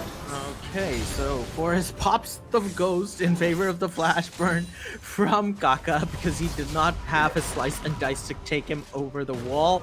They do lose out the dragon, but at least their mid lane turret is still there. A dragon for a flash, it's questionable. You could have traded something else for that. You could have opted to get some gold, maybe get some plates, or even get some side lane farm. That's way better. Because, like, you know you're giving up the objective, right? You are not in a position to fight for it. So why would you pretend as if you're going to contest for it and then try to do it anyway? And the champions that Elixir have, they're just going to comfortably walk away from it. Even though Kaka was forced to flash away, he does have Slice and Dice and Black Infinity. You know, Nidalee, she can just run over walls every single minute of the game. And so the other problem is if Elixir had opted to turn back, right? So the only reason that they were able to blow a flash was because Elixir had already retreated, right? If they were in position and if they turned around, that would have been a horrible fight for DF. Because, yeah, it's still 13 minutes into the game and it's a 2k goal lead. You don't want to contest against that. Yeah, sure, you're going to scale, but that's what scaling means. It means that you don't win in the early game yet. Definitely, and right now DF and Elixir, both these teams have not been using their own power spikes too much. Instead, it's been a game of picking and trying to like get they can kill Black Infinity, yeah. But right now, iKill Van Gogh has Black Infinity in the Shadow Realm with him. But right now, Kaka is dealing a lot of damage onto DF Force and Black Infinity. How did you survive that one? Kaka coming to the rescue really, really well, and they just do not have enough damage. If a spear lands right here, I think like Van Gogh's dead. Yeah, but he's just gonna clear off the minions. The 2 comes down from bot lane, but it's not gonna deal too much. Crixus is on that as well. He is not ahead in terms of the CS, but here comes Rusty Panda from downtown. Panakabai fans used his stun. Panakabai fans is actually gonna turn it around 1v2. Is that gonna be the best decision? Shifu comes in with the ultimate, drives both of them away, but if that didn't happen, Panakabai fan just signed his own death warrant. Yeah, that was a weird decision right there. Probably on comms, he was being reassured that you have backup, you can go in. So I think he was confident enough to have an attempt right there. But this is the pain that's going to happen to you since now you managed to go even against the Cassiopeia, right? Stepping up is going to be so hard. A lot of damage coming out from Mentality Giant. Is he going to use that ultimate against Crixus to try and kill him off? He did use that, but it does not deal enough to kill him off. But here comes Black Infinity, round 2. Kaka and Black Infinity are going on the aggression against iKill Van Gogh. They really, really want this top lane turret. But right now in the mid lane, Panakabai fans might be in trouble here. Rusty Panda again coming from downtown. What is he doing right there? Panakabai fans gets taken down. Crixus, the arcane shift. Is it enough? It is. DF Force takes him down. And Crixus, how did you survive that? What a play. Crixus is probably the ADC with the most amount of solo lane time in the entire South Asia region. Because we know Rusty Panda has the potential or the tendency to roam a lot, right? So this is a player who has spent so much time getting low over and over again by 2 or 3 members that he has learned how to deal with them, I guess. Yep, and that just goes to show how independent he is. He allows Rusty Panda to make these plays. In traditional sense, an AD carry, whenever their support goes away, they just go into potato mode and just start dying in solo against two members. But Crixus is one of those AD carries who's able to hold out his own, and he held out his own against Mentality Giant with that insane arcane shift to survive with, what, 10 HP, 15 HP? And DF4 is just happy to take away that kill. But right now, DF are going to face check into 3 members of Elixir. It's going to be a full-blown fight here. Forrest disengages away from the main pack and tries to drive away the enemy. Right now, Kaka is dealing a lot of damage. He has a lot of HP, but he's not going to get away from this. He gets whittled away, and 2 kills go to the side of DF. DF4 does take out Mentality Giant. He's sitting at 3 kills right now. It's a better game for him in contrast to game 1, and they're going to take away the Rift Turtle. And the game, as the game goes longer and longer, Sim Kingdom on his Cassiopeia, he becomes so scary. He already has his Archangel Staff. Now he's probably Is he going for a Rylai's? He's probably going for a Leandris. I hope it's not a Rylai's this early. He doesn't need it. But yeah, he's probably going to go for a Leandris. And at that point, he's going to deal insane amounts of damage. He just got a Rylai's. I think he wants to kite. Yeah, I think that might be it. Like against a champion like Irelia, you want to basically slow her down and try and kite her away as much as you can. In that miasma, it's gonna be really tough for Panagabai fans to move around with that slow Rylai slow just giving out. And the single target coming out for the Twin Fangs that he's gonna lay down, it's gonna be a lot of slows coming out. For Sim Kingdom, probably looking for those extended fights and opts to have a little bit more survivability with the HP he gets from Rylai's as well. Indeed, right? I mean, the reason that I felt like he didn't need it because we saw him navigate these fights really well, right? He knows where to move and he knows how to kite back and everything. I don't think he's a player who requires an assist from a Rylai's, and a Leandris would give you just as much survivability while also giving you insane amounts of damage, because you can stack the Madness passive without even trying to. You're Cassiopeia. You're built to do that. Yeah, and I feel like it's just the after effects of game 1 being experienced again by Sim Kingdom, because he did go really super aggressive in game 1 and didn't really work out too well because his team did not manage to capitalize on it. So it's a more safe way to orient yourself against what your team is doing right now. So they're gonna go for those extended engagements, and by chance, if you make a misplay, you're gonna rely on that Rylai to make sure that you get out unscathed or at least alive. So I think that's the decision making that he wants to go for. He has that Seraph, so it's gonna give him a bit more survivability. So okay, both Kaka and Aikil Van Gogh, they probably know that they don't want to fight each other, so they opt for a gentleman's agreement where they both push out minion waves back and forth. I mean, that's just another stalemate right there. Like the top lane matchup going to the bot lane, and all the same logic applies as well. You're just gonna farm, you're gonna pretend that you're trading, but all you're gonna do is just trade 200 HP that you're gonna heal back at the span of maybe, what, 3 seconds. Deimos Force using that Rift Herald in mid, that's going to create a lot of pressure. They do not have any objectives coming out though. The next dragon is in 3 minutes, so that's a really good turret to pick up because the mid lane turret is one of the most important ones, albeit Elixir got Deimos Force's one way before. And the next dragon team fight, it's gonna probably decide how the game goes, right? We mentioned how at 15 minutes, Elixir needs to be ahead. They're not that ahead. And okay, Sim Kingdom versus Panagabai fans. That was gonna be a fight right there, but Kaka just goes in. The ultimate is out from Sim Kingdom, but that re-engages in from Kaka. But here comes Forrest with that 2v2. The stun lands for Panagabai fans. Forrest uses ultimate to try and get away. Panagabai fans gonna get that shut down. He's gonna get that double kill. You will let that Irelia stack up against 2 members. That is what he's gonna do. The turnaround fight coming in from Panagabai fans, and DF again, a really miscommunicated, messy fight, and they're gonna pay for that one because their Elixir are now making their way towards the Baron. I was just talking about how Elixir weren't ahead enough, and apparently they are now. So this is gonna be a totally different game right here, because Elixir, they don't even want to wait for the dragon to spawn and fight there, because 20-minute Baron, that's gonna be so easy to do if there's no one contesting you, because Baron doesn't have a lot of HP right now. And right now, DF using that teleport, they're trying to deal as much damage as he can. Aikil Van Gogh flashes in, takes Black Infinity into the Shadow Realm, but he gets taken down himself. Rusty Panda is there between 4 members of Elixir. Elixir now turn around the fight. Rusty Panda is still surviving somehow. Force has joined him here. He goes in with that E, does a lot of damage on the Mentality Giant, but he might just have signed his death warrant right here. Black Infinity gets that clutch spear onto Rusty Panda, takes him out. It's gonna be one kill, and they're gonna try and back away from just relentless aggression. DF needs to know how to cut their losses, right? So you lost from Baron.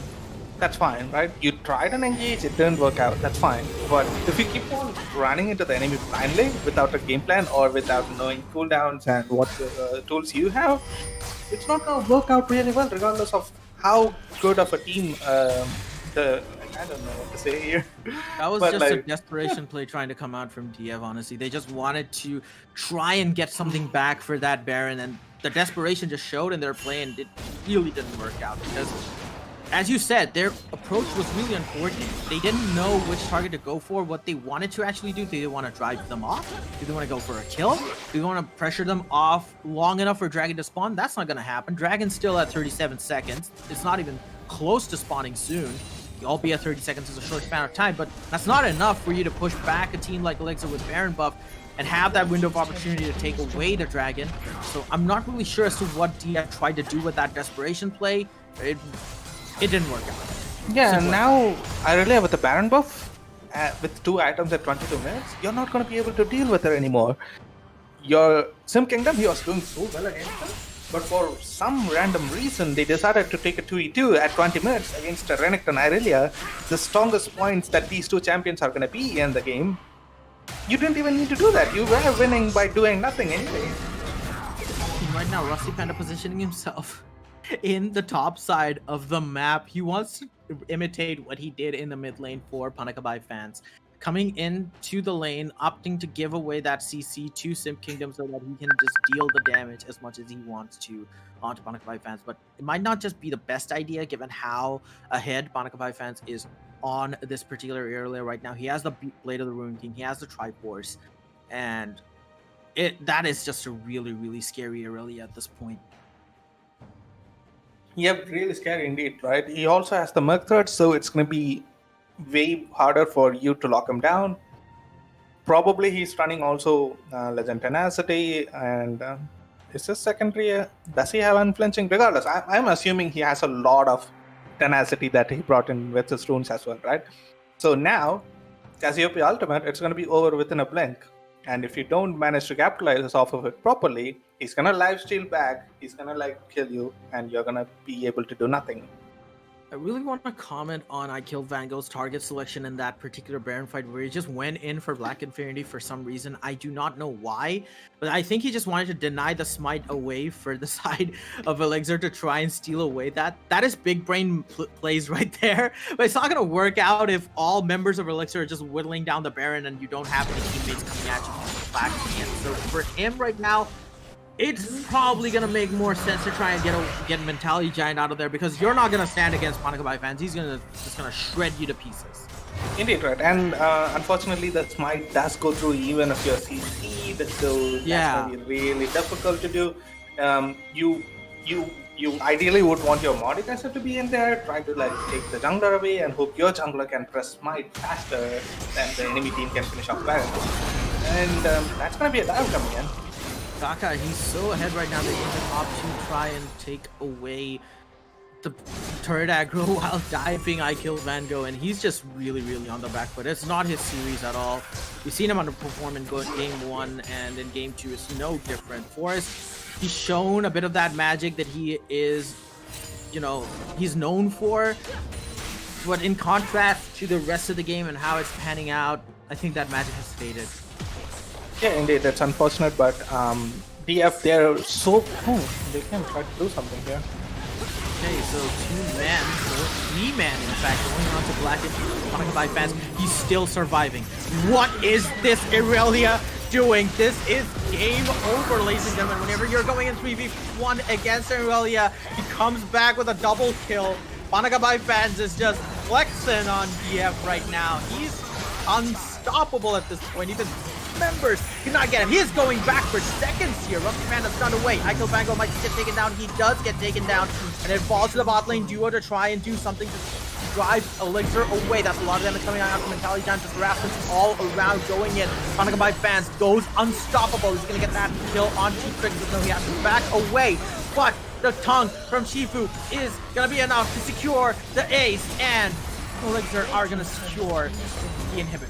And that's what I was talking about.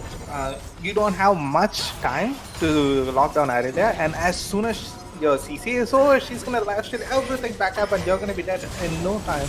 And not to mention the fact that a lot of the spells have been missed, and Rashid Panda, he's not on point with his ultimates this game for whatever reason, and you can't afford to make those sort of mistakes when your team is reliant on you to land those key spells. What a turnaround, and going on to Banakabai fans 3v1 in hopes of securing a kill. You only allow him to put up the stack that allows him to basically stomp in. And right now the flash comes out from Black Infinity, and Kaka tries to get Sim Kingdom in his own jungle, but he is also gonna run away with that. Yeah, this is unfortunately one of those moments where if you're DF, you stop and think about what you're gonna do for game 3. Because yes, you do have a better scaling team comp, but 10k goal lead is not something that you outscale, and I don't see it. Oh, he's gonna have to pop that ghost right here. DF Force tries to get Banakabai fans. It's now 4 members trying to secure that kill, and just flashes and casually walks away from Deimos Force. And even though they had the better team composition, they had the better scaling, Banakabai fans will kill. Yeah, you can't afford to disrespect your opponents. Like, if you're the team with the better scaling team comp and you're the one who's waiting for your item spikes, you shouldn't take random fights without them. Why would you do that? DF, they were playing so well for the first 20 minutes, and they managed to throw everything away in a random top lane team fire skirmish, which leads to a Baron, and which leads to the current situation that we're in right now.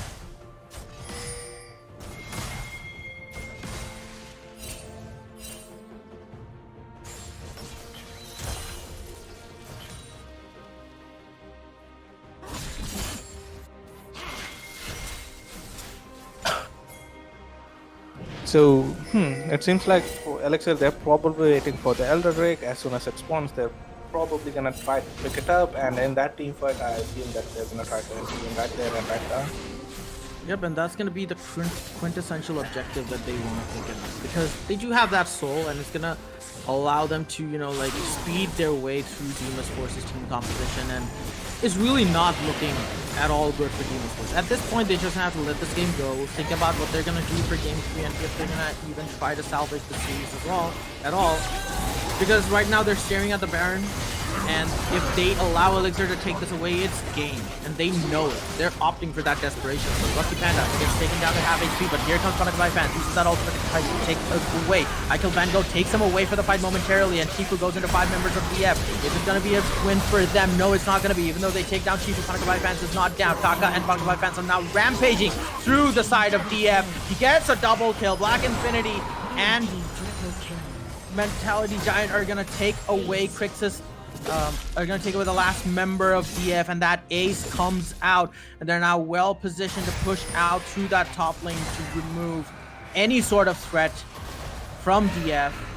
Getting that inhibitor is going to allow them to secure this Baron so easily. Yeah, they're just going to allow Banakabai fans to get the inhibitor. The other 3, they're going to work on the Baron. They should be able to take it down due to Nidalee damage. It should be enough for them to secure it. And yeah, as you mentioned, Elder Drake, it's gonna spawn, and Elixir, they could opt to not even go for it. They could just finish the game off of the Baron if they decide to do so. Yeah, and even though DF had Shifu on, but it's a non-issue honestly, because Shifu isn't the champion, isn't the person who's gonna be able to secure all these things against you. If you take away the support, that's just gonna leave Mentality Giant, Banakabai fans, Black Infinity, and Kaka. All 4 members of Elixir are threatening at this point, and DF, they don't have an answer for it. Yeah, and Irelia, she now has a death stance, so good luck killing her now. You were having trouble doing that in the first place. Now you're not gonna be able to burst her down, and she's gonna heal up for so much. Yes, Crixus does have an Executioner's Calling, but that's not gonna be enough here. And right now they're starting off this Elder Drake, and if they get this, this is definitely going to be game. And yeah, Yeah, Yeah. it's a 12k goal lead here, and Goes into 4 members of DF. He's not going to get taken down. Still surviving. Black Infinity and his company are in tow. It's absolute rampaging. It's absolute domination coming out from Elixir Gaming.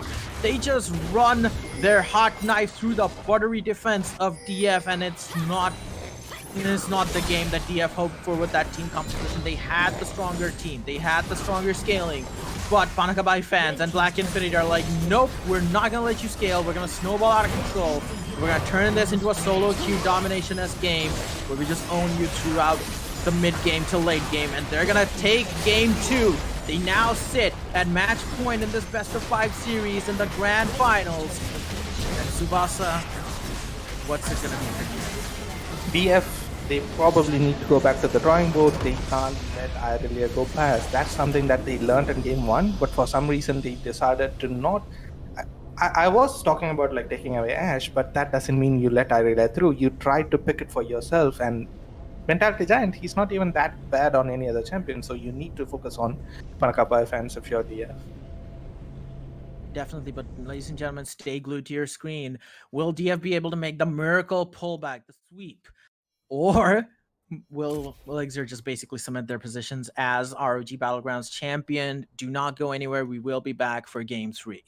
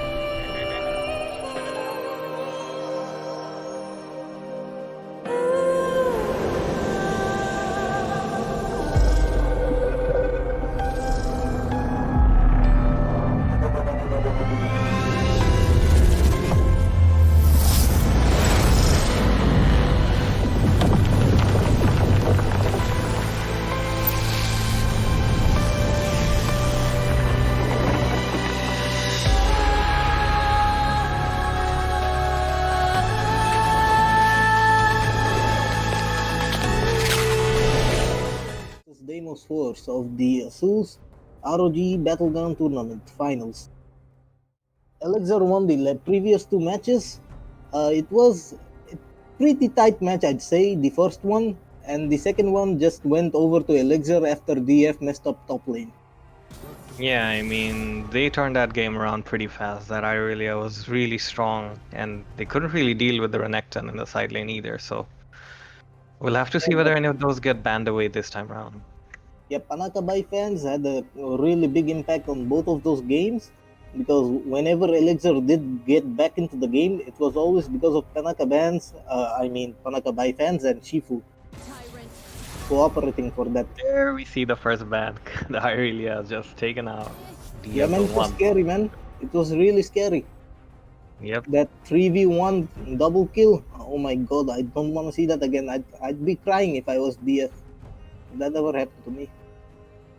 The two bans from Elixir are the Ornn and Samira, very strong right now, both of them. I mean, I'd never give Crixus a Samira. You know what Crixus was with that Samira. Goes in suits in between 5 people and just pentakills. Boom. And yeah, there's the Renekton ban as well. After the last game, they don't want to give their top laner. I'm not sure if Kaka isn't playing this time around, but either way, they don't want to give that over to Elixir.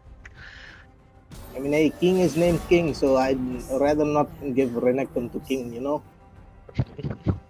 And that's an Aphelios ban. That's quite interesting, don't you think? Yeah, I think that's pretty interesting, but what I want to see DF do right now is play a more scaling composition, because the other two matches, they didn't have that good of scalers. This match, I want to see DF just go all in on that scalers, you know, have that Senna and shit. And just all in for that late game. Again, if you go for late game, you have to respect that the enemy team will probably take advantage of that in the early game, and they will try and get leads through that. DF did go for the early game, but they lost all dragons. Yeah, that is true. So the first pick from Elixir this time around is that Lucian, really strong in. I'm assuming it'll be going to the mid lane to Panakabai fans. We'll have to see whether DF have prepared an answer to that first pick. Yeah, then again, you have to consider that Sim Kingdom on Lucian is very strong, and there comes Evelyn coming from DF Forest. It'll be really interesting. I want to see Evelyn one-shot everyone. Oh yeah, the Evelyn priority definitely here.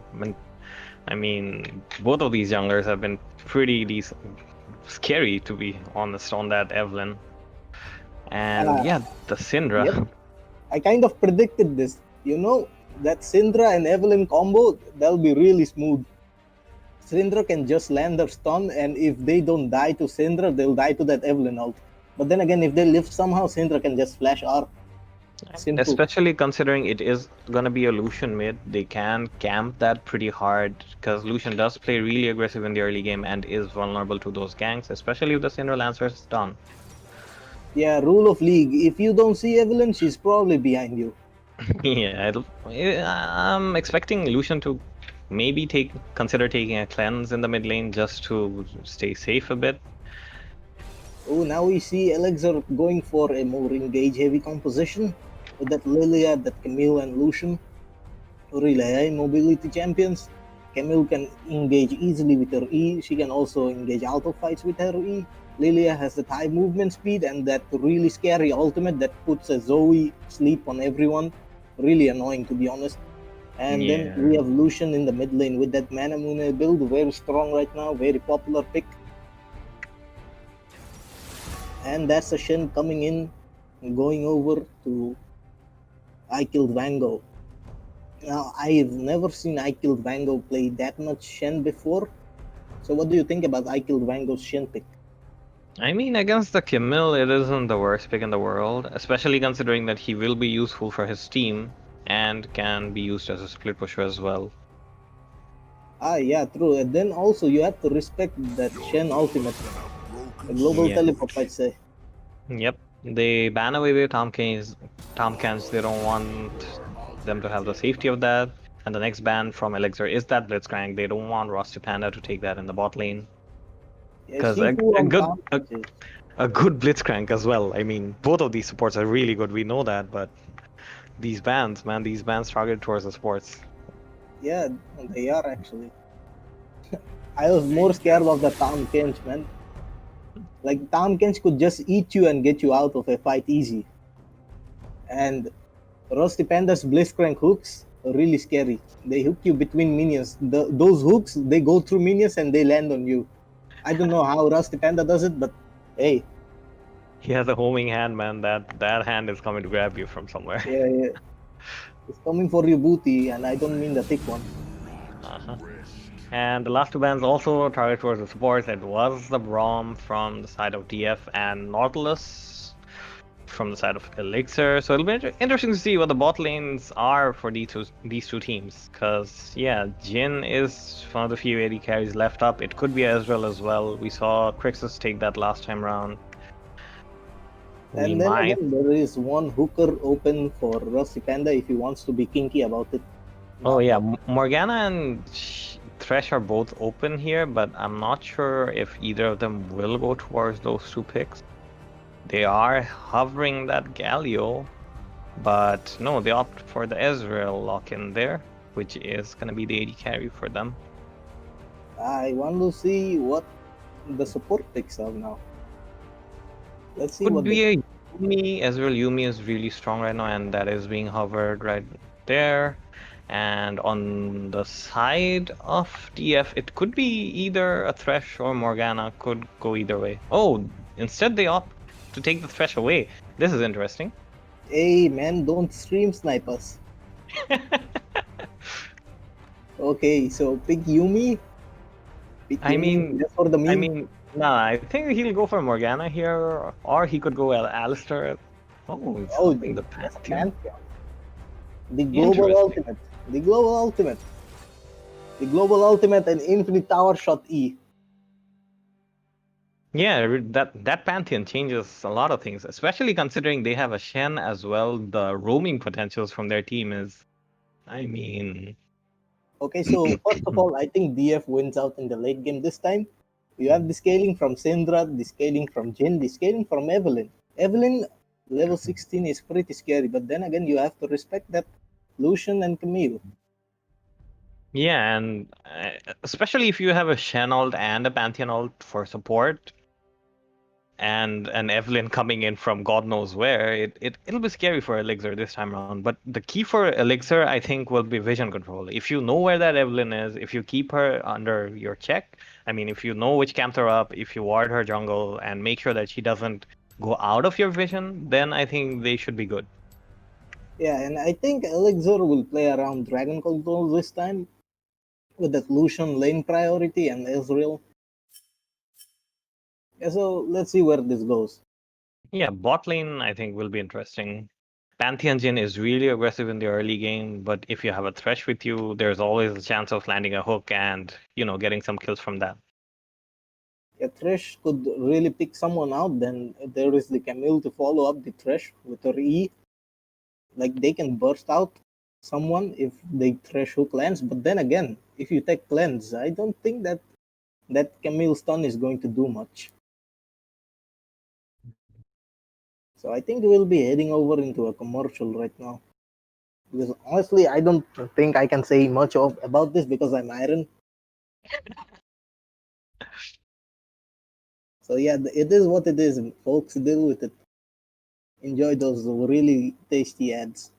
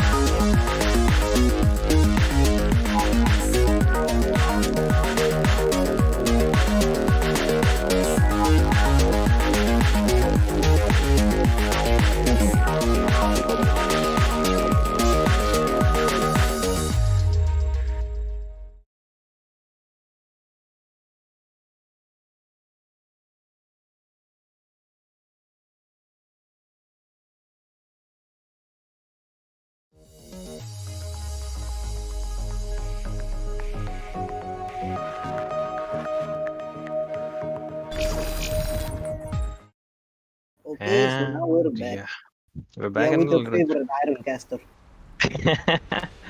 And yeah, Lucian did take that cleanse I was talking about in the mid lane. He did opt for the ignite, which makes sure that he'll basically have kill potential onto that Syndra, but does make him a bit vulnerable to the ganks from the Evelyn. Or maybe even Pantheon roams. It'll be interesting to see whether anybody heads up there. Lucian is going for that lane prio, that dragon priority, man. With that Thresh, that Lucian, that Ezreal, they're just going for that dragon priority. They need to get 3 drags as soon as possible and pressure DF on that 4th dragon. And DF, no, they cannot let this game go. If they let this game go, oh boy, it's GG for them. Oh yeah, this is the game 3 of the finals, so basically do or die for DF at this point. I mean, hey, I'd say meet me at the airport, but nah, these guys aren't going home. They're playing from their home, so This ain't NA, man. What are you talking yeah, about? this isn't an A. This isn't an A. That's what I'm talking about. But we'll see if this turns into an NA match or ARAM all day. Let's see where this goes. I mean, considering you have a Shen and a Camille, we wouldn't expect them to play ARAM. We would expect them to at least use the side lanes, one of them at the very least. But Yeah, I let's mean, see. Camille can just burst down a tower really quick, and Yeah. so can Ezreal with his W and his passive. You can just keep autoing turrets all day long. Go push, push, left and right. Yep. And then again, Camille took grasp. So did Shen. I mean, Shen takes grasp. Yeah, Camille Shen. took grasp instead of conqueror. Usually, I see Camille taking conqueror. Yeah, but considering it is a matchup against a tank, the grasp isn't actually that bad because she can heal up for the sustain in the lane, right? Yeah, she can heal up, but I don't think Camille is going for those long fights she usually does with her Q and W. Yeah. They'll be playing around picks more often this time, and Camille is, I think, going to build a lot more tankier. I mean, we did see Forrest build tanky in the first game. Instead of Blood Razor, he just opted for Warrior Enchantment. Yeah, and the jungle matchup this game is going to be quite interesting as well because Lilia is basically a power farmer. The clear speed of this champion is insane. Evelyn isn't that bad on the clear speed either, but this game I'd expect Forrest to go more for ganks considering the lanes that he has, especially with the setup from the Syndra or the Shen or even in bot lane with the Pantheon stun. He has quite a few opportunities for ganks. Yeah, then again, always remember this. If you don't see Evelyn for too long, she's probably behind you. Rule of League of Legends. I mean, before level 6, maybe not, but after level 6, yeah, for sure, that definitely applies. Yeah, it is what it is. But then again, there's also a Shen. Shen can just TP onto that Evelyn and you'll be like, so I'm getting ganked by 4 people. Yay. It'll be really fun to see this game go down. And Yep. since I'm Iron, my knowledge is like negligible. So don't mind me spewing random stuff here and there. Yeah, I like the way Lilia looks, Really Lilia? cute. Yeah. Ah, I had I one of thought those I thought ponies you back liked in polar Russia. bears and penguins. Didn't know you were into. Yeah. No. When I was a kid, yeah. I used to wrestle horses, okay? So Lilia reminds me of that pony I had when I was a kid. I see. I used to ride the pony to that forest and back. My babushka told me to bring over some mushrooms from the forest. So I used to ride my pony all the way to the forest and bring over those mushrooms. Then she got food poisoning. Then she scolded me. Not good kind of mushrooms, huh?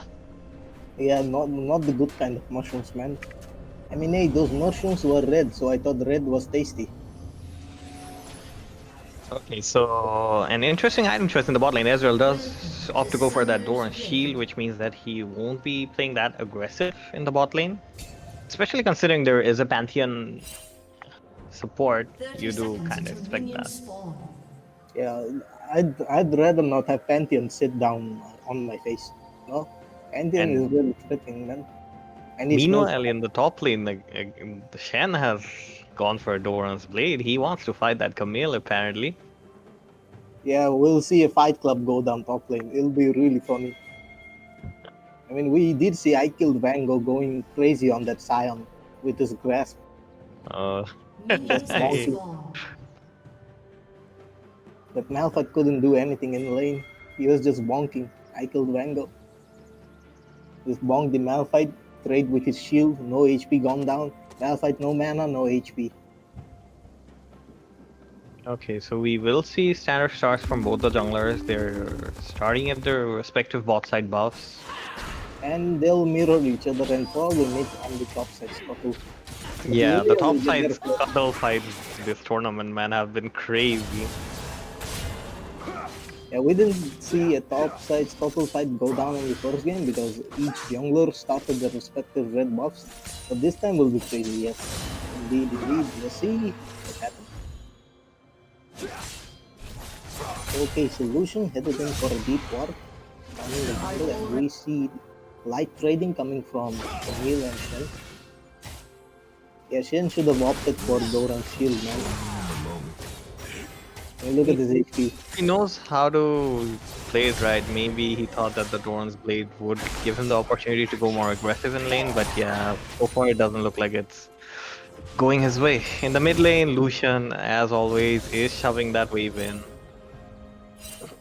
Yeah, Lucian will just keep on shoving until level 16, you know. And Syndra takes over. Okay, so that's quite some damage. Oh, Syndra does land the stun on the Lucian and will make it out. So, as we see, the Pantheon, meanwhile, is headed towards that mid lane. He seems to have just said, okay, there's nothing going on in my lane. I see that Lucian is pushed up, gets stunned. That's quite a lot of damage. The Ignite goes down as well, but I don't think Lucian is in any danger of dying. Yeah, Panakabai fans barely lives on that. If he took that Syndra stun, then he would have died. Yeah, unfortunately the Cinder Stone wasn't there for the follow-up, and Pantheon did use his Ignite there. Nothing else was used except that, I believe. Yeah, the roams coming from Rusty Panda this tournament have been really crispy, I'd say. Oh yeah. The very good times, but then again, Panakabai fans, he didn't burn his flash, so that wasn't. No, he knew that he wasn't in any danger. He wasn't in any danger. So then again, that roam coming from Pantheon is just a little trade going over to Elixir at this point. Yep, and the bot lane were freezing the wave that entire time, so Jin couldn't really walk out by himself. Ezreal is ahead. Some CS at this point. Yeah, some CS, but then again, the gold advantage is on Elixir's side. And since this Grand Finals has been a volleyball tournament with both teams constantly throwing each other's faces in fights, unfavorable fights, you know, let's see where this goes. I mean, Elixir currently have a really small lead. Quite a lot of damage onto the Shen. I killed Van Gogh, not really having the best of times. That's a stun by the Pantheon. The root from the Jin lands as well. Thresh flays them away though, and yeah, Ezreal just walks out. Man, that was sad, man. I see top lane Shen HP low. I see bot lane Ezreal HP low. Oh, the Pantheon, the Q from the Jin doesn't make it to the Ezreal. He does slash and heal away. The two sums used. The hook from the Thresh doesn't really get much out of it except the Jin's heal. So Pantheon playing really aggressive in this lane. I thought the Ezreal died, man. Yeah, good call from the Ezreal. He still had flash and heal up. That's why he made it out of there alive. Yeah, good call from the Ezreal. Really nice. Doran shield blocking a lot of that. Well, it doesn't block actually, but then again, it gives you that HP regen, you know. Gotta stay healthy. Yeah, and right now he does have biscuits to heal up. Lilia is counter jungling. Evelyn at this point is up one level. Yeah, 11 CS in the jungle, that's a lot. That's almost 3 camps. Yeah, but that's the power of the freaking Lilia, man. She's clearing it so fast. Like, her jungle clear speed is insane. Yeah, almost on par with Kayn, I'd say. Yeah. Like, Lilia can just kite blue buff and Gromp at the same time and just pew them to oblivion. Okay, Then so again, considering... Yeah. No, go ahead. going to play around topside because I can see Shen building up a wave. Yeah, he's going really aggressive onto the Camille, and now he's winning those trades. Yeah, man, it's pretty interesting. I saw the Camille like cleaving out Shen's HP. Now Shen is cleaning out Camille's HP. I think Forest is going to go for this dragon. Yeah, I think the play right now should be around boss side, considering, okay, that's another taunt by the Shen, gets the W, gets the autos, Camille goes in, lands the stun, gets the trade-off, and it was pretty even, but right now there is a Lilia headed over there. She is level 6. Does Oh decide my against Lilia going messed further. up. She showed her face. Now I think Forrest is definitely going for that dragon, man. Yeah, I don't It's think. supposed to be the other way around. Elixir should have went for the dragon, but DF is going for dragon instead. Yep, Shen is still pushed up. He knows that Lilia can't really gank him at this point unless she paths around him. So he will push this wave in while they are still getting that Drake. And Elixir have to let the first dragon go, unfortunately. Let's see if this ends up in a Cloud Soul again. Because the other two matches, they were Cloud Soul. Okay, this time around the Lilia again has there's a teleport coming in from the Syndra. Shen flashes away, and I think that'll be enough for them to ensure that the Shen didn't die in the other lane as well. Yeah. Yeah, that was a pretty safe disengage from Shen. And that Cinder teleport, man, I think they were scared of the Cinder. And Lucian Yeah, the Camille was low on mana, that's why they didn't chase it any further, I believe. yeah, I think so. Because I think if Camille got the Shen, the Cinder could have cleaned both of them up easily because you'd both be low on HP if you went for that play with those resources. Yeah, but even with that teleport, Cinder doesn't really lose much in terms of CS. She is still ahead of that Lucian. Yeah, she did lose quite a bit of mana missing that QE. Yeah, that is true though. I mean, I'd cry over that any day. Good reason for me to AFK any day. Miss QE, go AFK, boom. By the way, if anyone from Garena staff is watching this live, please don't report me, okay? I'm a good guy. I'm a good guy. Hey man, I thought you played from Russia. What do you mean, Garena? Hey man, I play on all servers. They call me Mr. International. I mean Mr. Worldwide. I play on NA, I play on Japan, I play on Singapore, I play on China even. Even China, huh? Yeah, I go ni hao on them. You know, ni hao. Who would have thought? Yeah, I think that's Chinese. Yes, ni hao is Chinese. Wo bu hao ni. Yeah, it is. Yeah. Shi. Xie Yes, xie ne. yes. Okay, Thresh is found out by the Evelyn by himself. He is in danger of going down. Uses the flash. Evelyn flashes in after him, gets the charm. The stun from the Pantheon lands as well, and that's... Yeah, that is the first blood going over to the Evelyn. Ouch, man.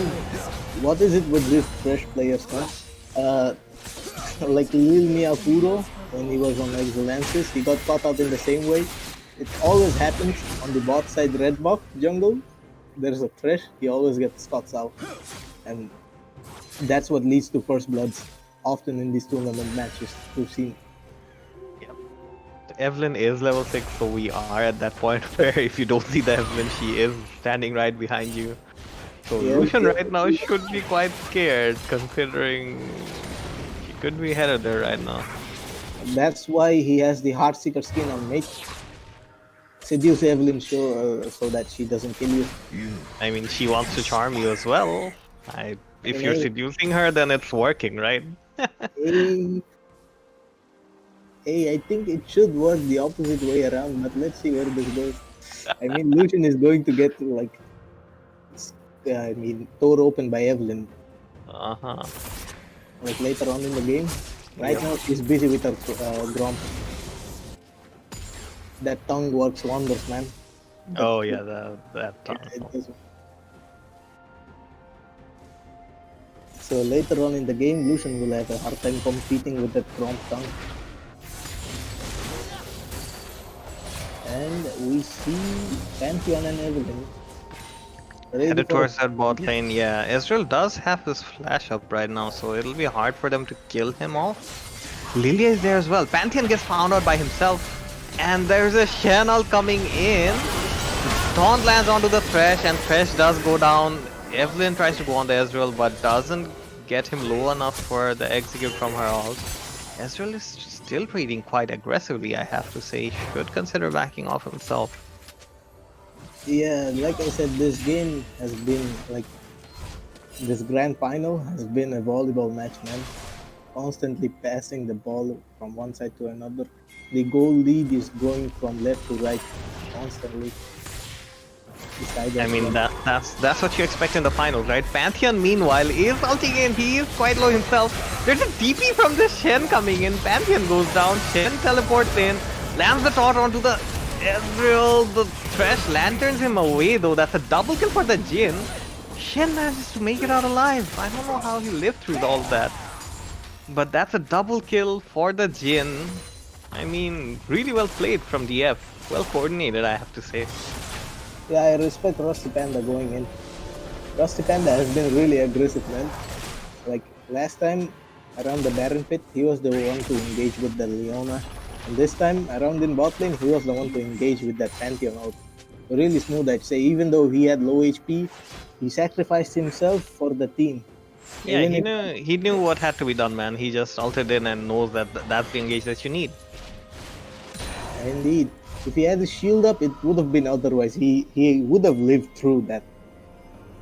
That shield is pretty cancerous, I'd say.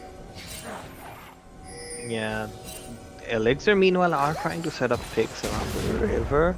They do have complete control of vision around the dragon right now. We'll clear out these wards eventually. Yeah, and there to go. I don't think Elixir want to give over any more dragons to Deimos first. Because I think this is going to be an inform also anytime soon. I mean, considering they know that Shen's ult isn't up, they can feel free to fight around there. And Camille should win these trades against the Shen at this point.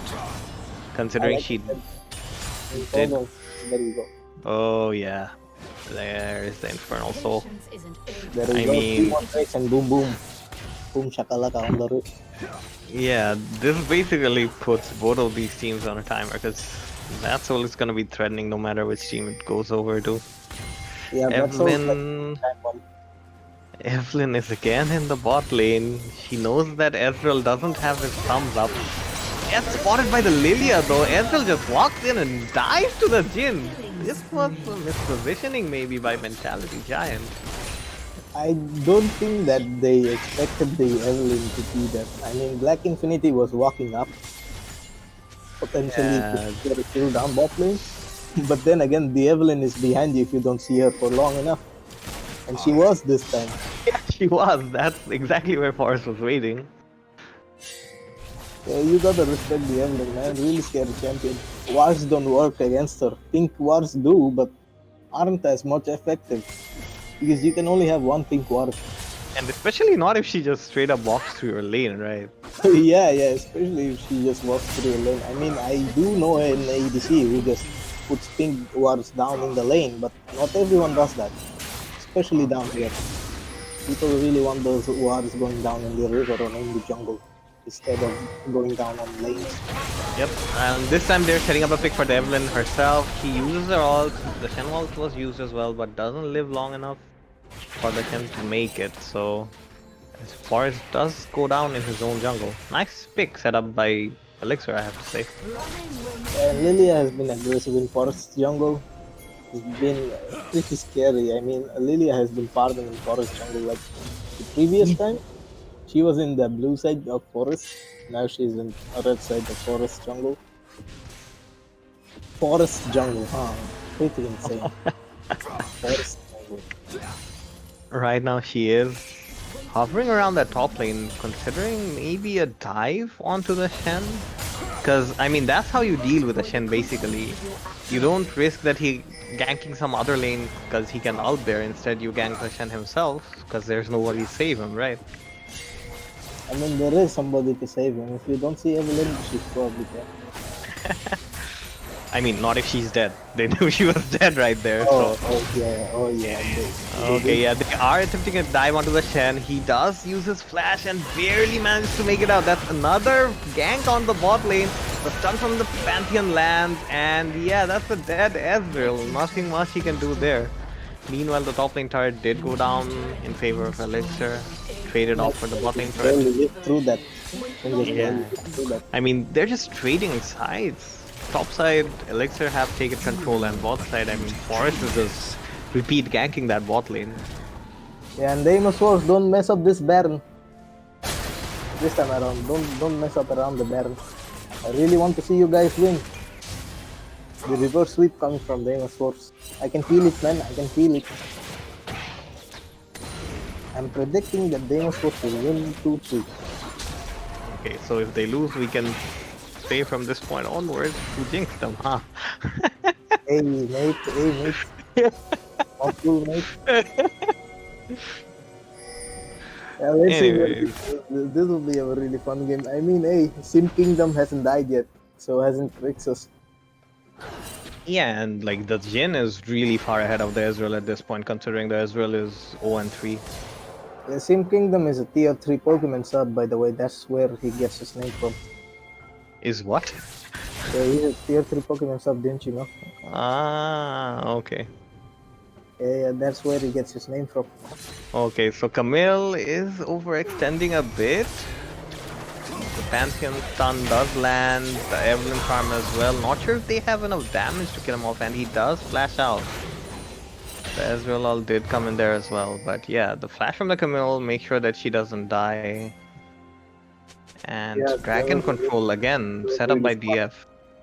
That ultimate sent Rusty Panda flying over to Siberia, and that flash just made her like way onto safety. Oh my god, I'm stopping. Panda display. Okay, the Herald is someone in the mid lane. They will try and take down that turret, but I don't think it's low enough to go down. They're just using it for priority in the mid lane while they take out vision around the dragon.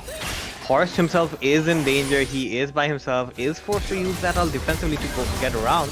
That's a stun onto the Camille. Pantheon going in aggressive, and Camille just gets burst down by the Syndra ult.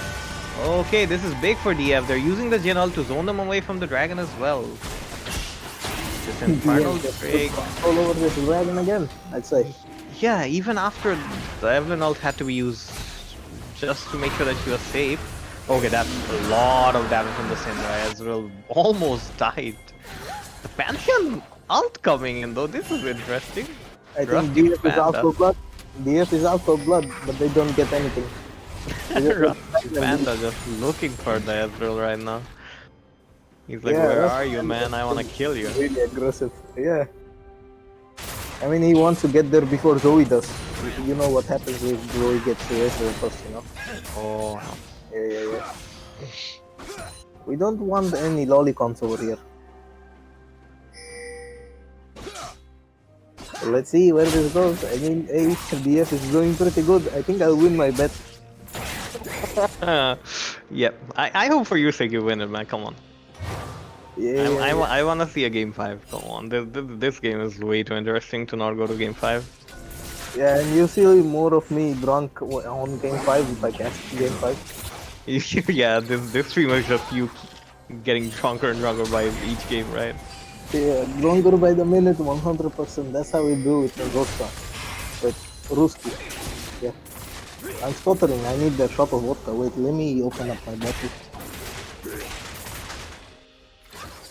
Okay, so they are looking for the Sinner right now. Lilia doesn't land for a spell though, and don't think they can chase that any further. Test of good manners is Yeah, I don't think they can, and I just took a shot of vodka right now. Now I'm back. Really refreshing, you know? Rejuvenating. At this point in the game, DF are ahead by 2k gold, and their controller on the bot lane especially, I mean, has been insane this game. Let me correct you. They have control over the game. So DF will win. Yes, I'm very excited. Finally, I can like sponsor a tournament with DF. Okay.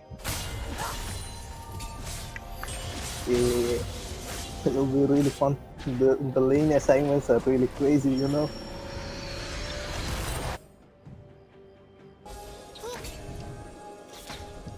Okay, so watching that Lilia makes me laugh for some reason. I don't know why.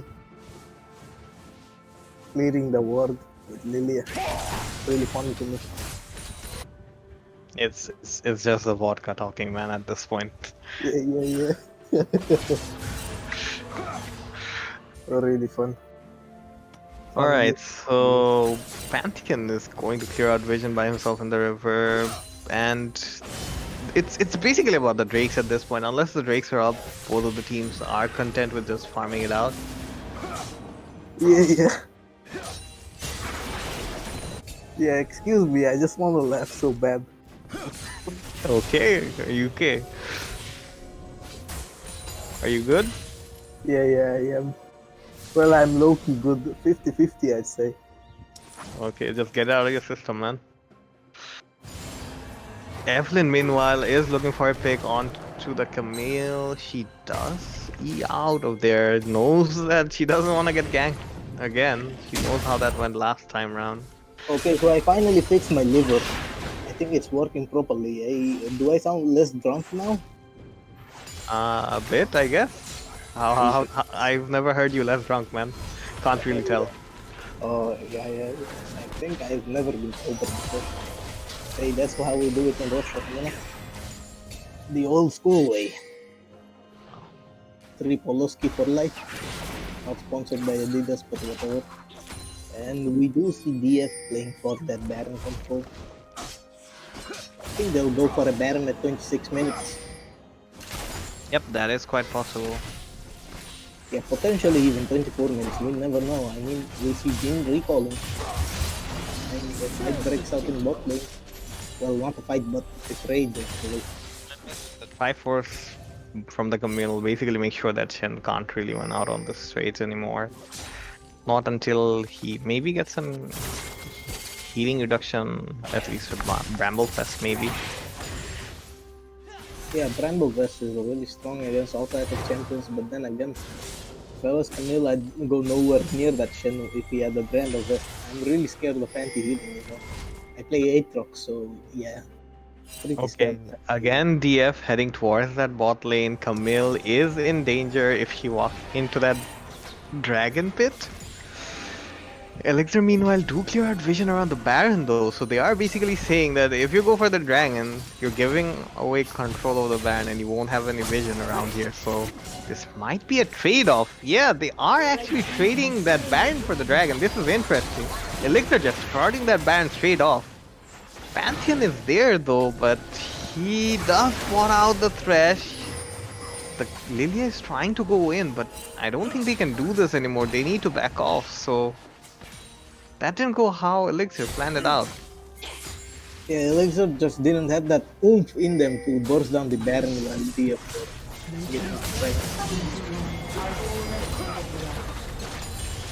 Okay, so Camille trying to.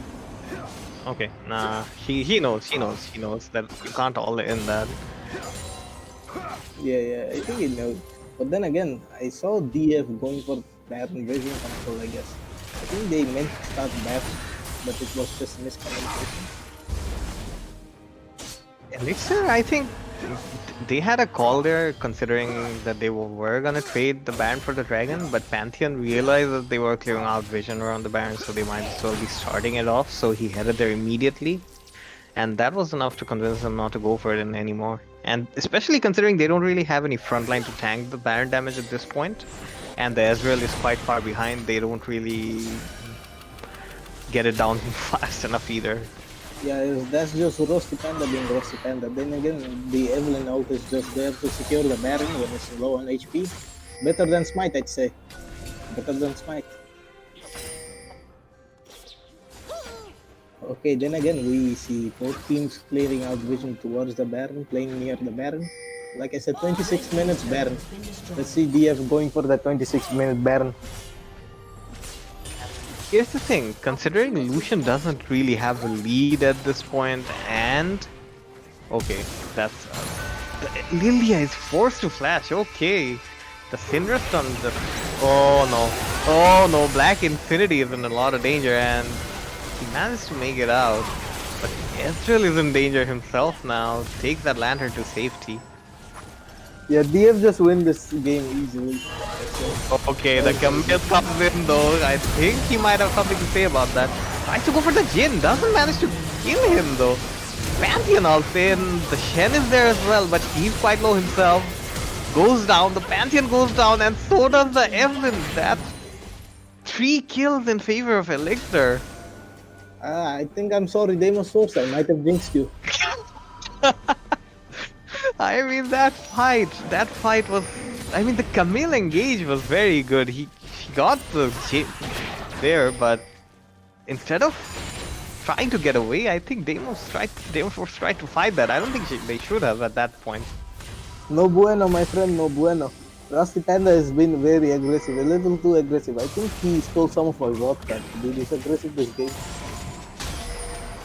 I mean, hey, he didn't win those first 2 games over. Might as well go for it at this point, right?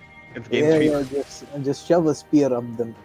Like, I can't say the other word, but yeah, I think everybody here gets the point. Yeah, I bet they do. Yeah, Deimos Force just threw over the lead to Elixir, and the game is pretty even now, I'd say. The goal gap is pretty even though Deimos Force have the dragon. So Deimos Force are still ahead. Yeah, they are ahead in terms of gold and kills as well, and they do have control around that dragon area. But Yeah, this next dragon, man, this next dragon fight it's gonna basically decide the game. Yeah, if Deimos Force get the dragon, they win this. There's no way they can lose this unless like 2 people AFK, which they aren't going to. Or unless Rusty Panda gets caught out like 3 times in a row, which is really unlikely. Yeah, We'll see what unlikely this to happen at this point. Yeah, we'll see where this goes. Evelyn just recalling, finishing her items, finishing that death cap. Yep, she does go for the death cap. Yeah, Really fun, really fun. that's basically the champ. Just build AP and burst anybody you see in Yeah, front take of down you. the dragon as well with that ultimate, I'd say. Scary ultimate, scary ultimate. Okay, so the entire DF team is pushing around the dragon. The Banshee's Veil does get taken down by the Syndra. So that is a safety net taken away from that Lily at this point. Shen is off in his own in the top lane. He has his ult to join his team, but that does mean that DF do have to concede a bit of... That's a hook onto the Syndra. Instantly Shen ults her, but she is taken down. The Syndra gets shut down. That is so big. The Camille in the backline as well. Getting the Evelyn, getting the Jin as well. That's great fight by Elixir. Well played from the Thresh and the Camille as well. And that will be the dragon in favor of Elixir. And I don't want to cry, but I want to cry again. And then of course, and you're making me lose my bet. Red team's turret has been destroyed. And yeah, they are now headed towards that Baron. This is... I mean, Sim Kingdom got caught out by the Threshold. That just enabled the rest of her team to follow up. I mean, the rest of Elixir to basically run onto them. Hey CJ, I don't think we're going for game 5 this time around.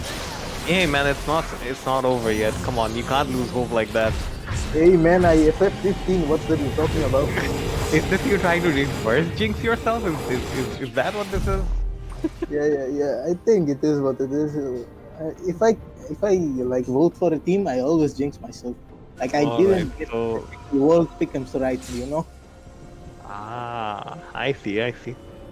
Yeah, so let's see where this goes. I'll just root for Elixir now. If Elixir win, I'm sorry, Deimos Force. I was on your side, but I had to do what had to be done. And with that, the momentum of the game has basically just shifted over. The Baron is on the side of Elixir, and this Camille looks really threatening at this moment. If by any chance Deimos Force lose this, I'll buy Deimos Force merch just to support them, so that they can go for another year. Ah, man, this game has been so sad for me. At first I was happy, I was watching DF win now. 10k gold difference. No, not 10k. 10k now, 4k man, hey, it's okay. I'm mad at maths, man. I don't think that's a math problem, I think that's a drunk problem. Okay, the Lucian going on to the Syndra, so Ignite goes down, Evelyn is there to clean it up, does get the shutdown. But that means that Evelyn is topside and Elixir know that they're just straight up gonna get that bot lane turret. Knowing that they're in no threat of that Evelyn collapsing on them. Ah man. 3k gold gap. My bad. You see, this is why I dropped out of elementary school to help my babushka. This is what I get when I can. Okay, Ezreal is caught out of position there. This is more of the Chenault is there to keep the Evelyn safe. Camille is running for her life but can't really get out in time. Pantheon using his ult to go in as well. He will find the Thresh. The rest of his team isn't close enough to follow up. The Thresh hooks to the Raptors. The Jhin ult is used as well but doesn't really find anybody. And they make it out alive. That's still 3 kills going over to the side of DF. Hey, don't worry, Elixir, I am on your side. Don't worry, Elixir, my tactics are working. I mean, hey, whatever you're doing, man, seems to be working, so keep it up. Yeah. My babushka taught me witchcraft a long time ago. It says you have to mix vodka with hamburgers in order for it to work. But in Russia, we don't have hamburgers, so I imported some from Burger King.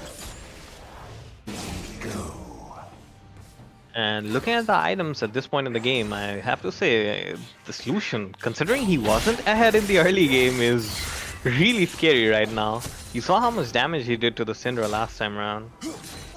Yeah, then again, building mercurial threads and Lucian, I'd rather not go for that.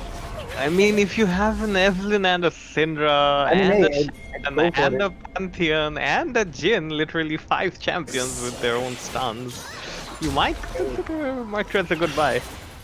I mean, attack speed is good anytime, you know. That's just me. Attack speed over everything.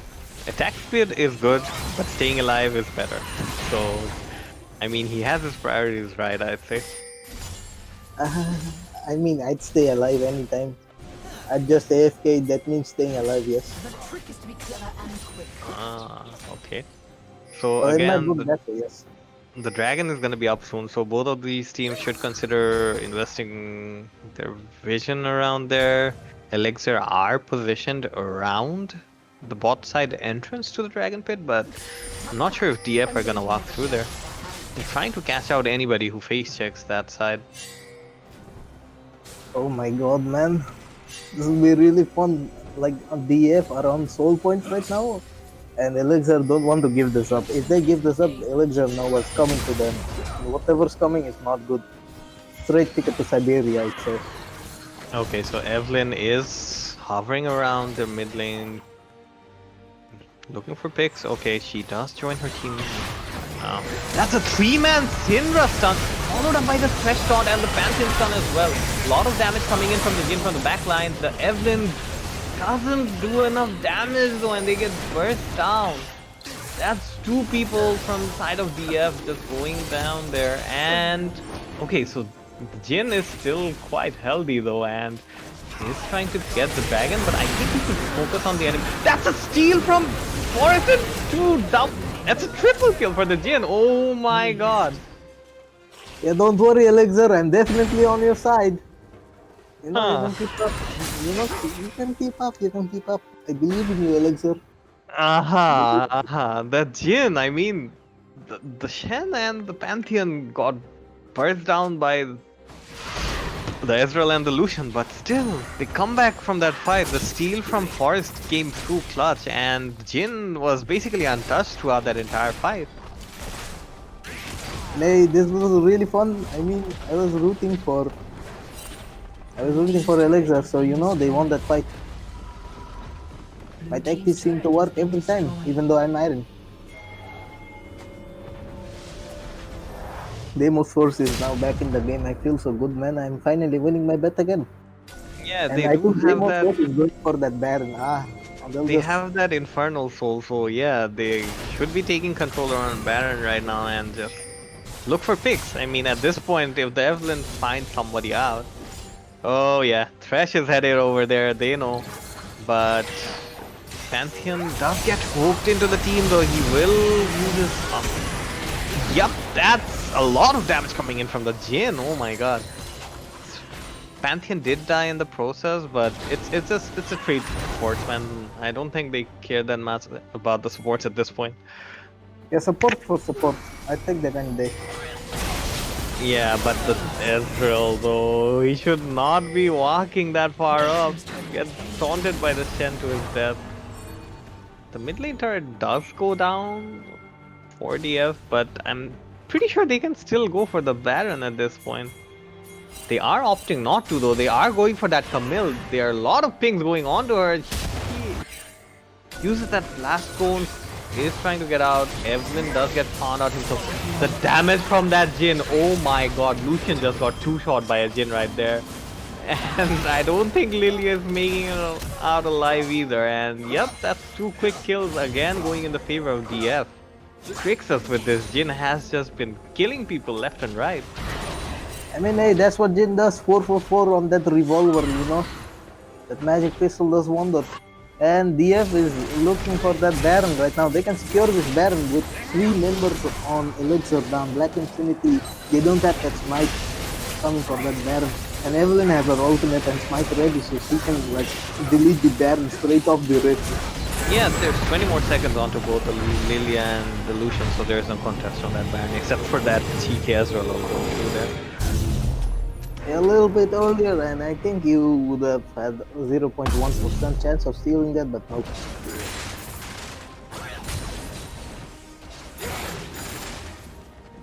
So I think DF is going to go for 1v1 this time around.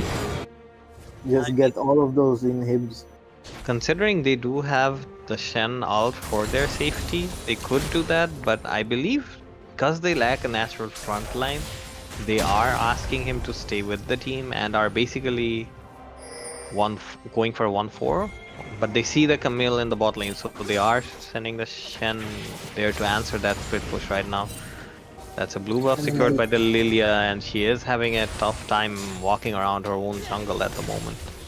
It could be a 5-5, you know. If you don't see Evelyn, she's behind you. Like I said, I'm saying this the Entarian, and I'll say this the Entarian again. Yep, 1v1, like I said. 1v1, 1v1. Okay, Shen taunts in, but there's a Lucian behind that Camille. The Camille ult is used as well. They are gonna take down I Kill Van Gogh, but meanwhile in the top lane, DF are just pushing into that inhibitor turret. Yeah, they're going for it, man. I think they'll go for the Nexus if everything goes wrong. I mean, everything goes right. My bad. I forgot which team you're playing for her at their moment, huh?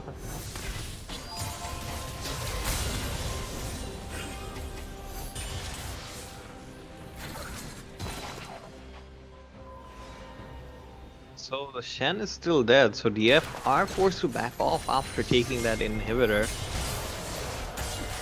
Alright, so I had a slight disconnection problem. Oh yeah, is it because you said that they're losing or they're winning at the... Okay, that's a sleep onto the Jhin. He should be safe. They don't go in for that. That was interesting. Engage attempt by the Lilia. Man, that Lilia, man. I'm rooting for Elixir. Elixir, don't worry, you can come back anytime. Next year.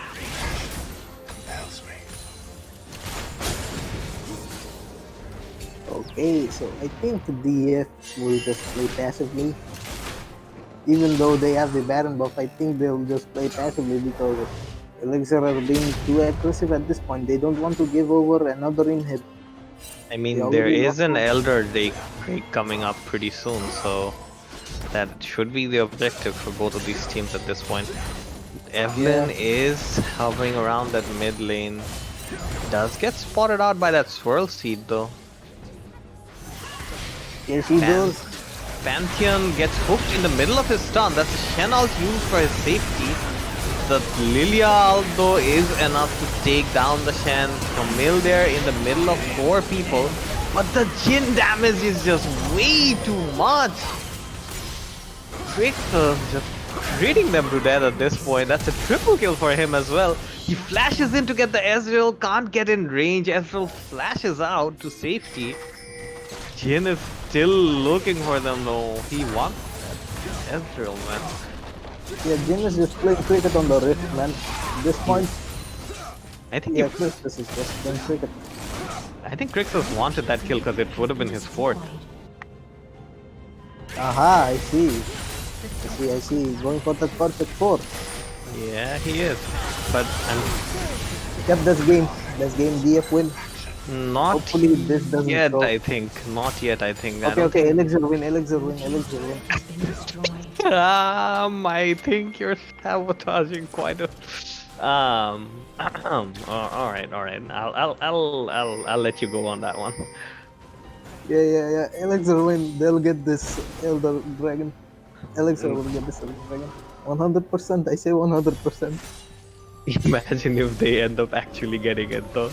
Man, I'll cry myself to sleep if they do actually get it.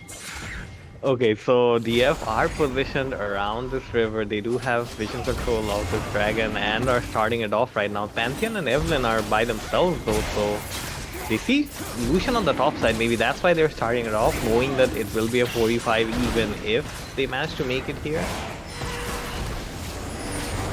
Yeah, but then again, Vision can just come in at any time. Well, again, Elixir, I think they cannot contest it. Okay, that's a flash by the Lilia. Tries to secure it, but it does get secured by Forest. His smite has been on point. You know what's on my status, eh? Better jungle wins. Better jungle wins. Take note, take note. Yep, Camille ults the Shen, but that's not who you want at this point. The Pantheon goes in, the charm from the Evelyn, and the Elder Dragon buff is just enough to get both of them. That's an ult by the Jin. Forest goes on a rampage, and that will be game 3 going over to Deimos Force. Deimos was reverse sweep coming in. We'll go to game 5. We'll go to game 5. We'll see you there in a bit. At first, we'll see you at This game game 4. was So insane, man. yeah, it This was. game insane. It was. No, See you no, guys we'll at go game over 4, to man. game 5, man. See you guys in game 4. For now, just enjoy these commercials, man. These commercials are really sleek. You have to buy this new laptop, okay? If you don't, I'll come over and buy one for you.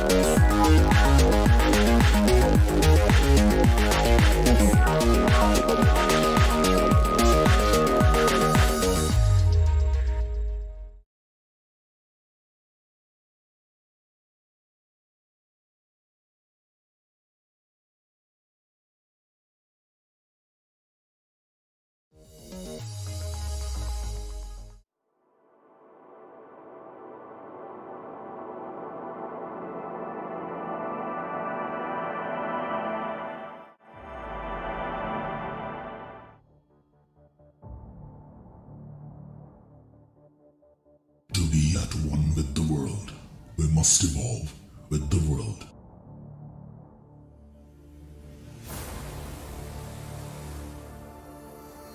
It is time to make our stand.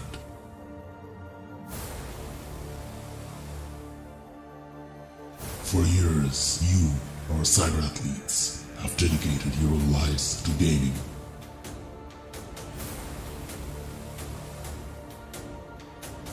Devotion, perseverance, experience, endless hours of training. And now it is your turn to ride the waves of glory. And we are bringing the change that will make it happen. It's now or never.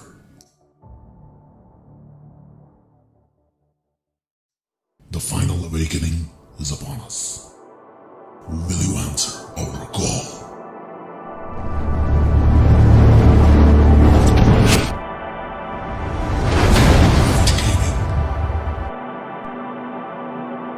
Time to unlock the system.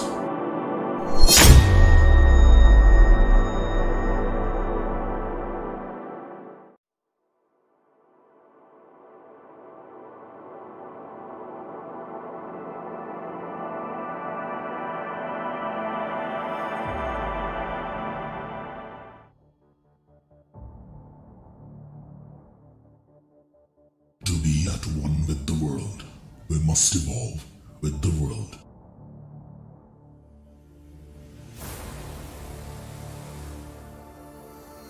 It is time to make our stand.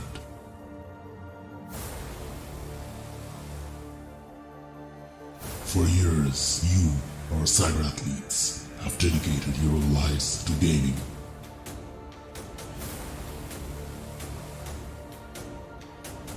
Devotion, perseverance, experience, endless hours of training. And now it is your turn to ride the waves of glory. And we are bringing the change that will make it happen. It's now or never.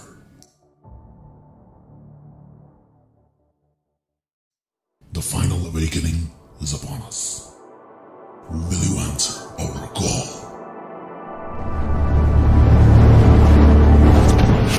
That one pretty convincingly. I mean, Crixus went basically let me carry this entire game by myself, and yeah, they won that one. And after that, we are into game 4 right now, and with me right now I have Vishy as well. And yeah, what do you think about the pick and ban phase, man? What's up, Swart? Pleasure to be casting with you after playing alongside or against you after so many years.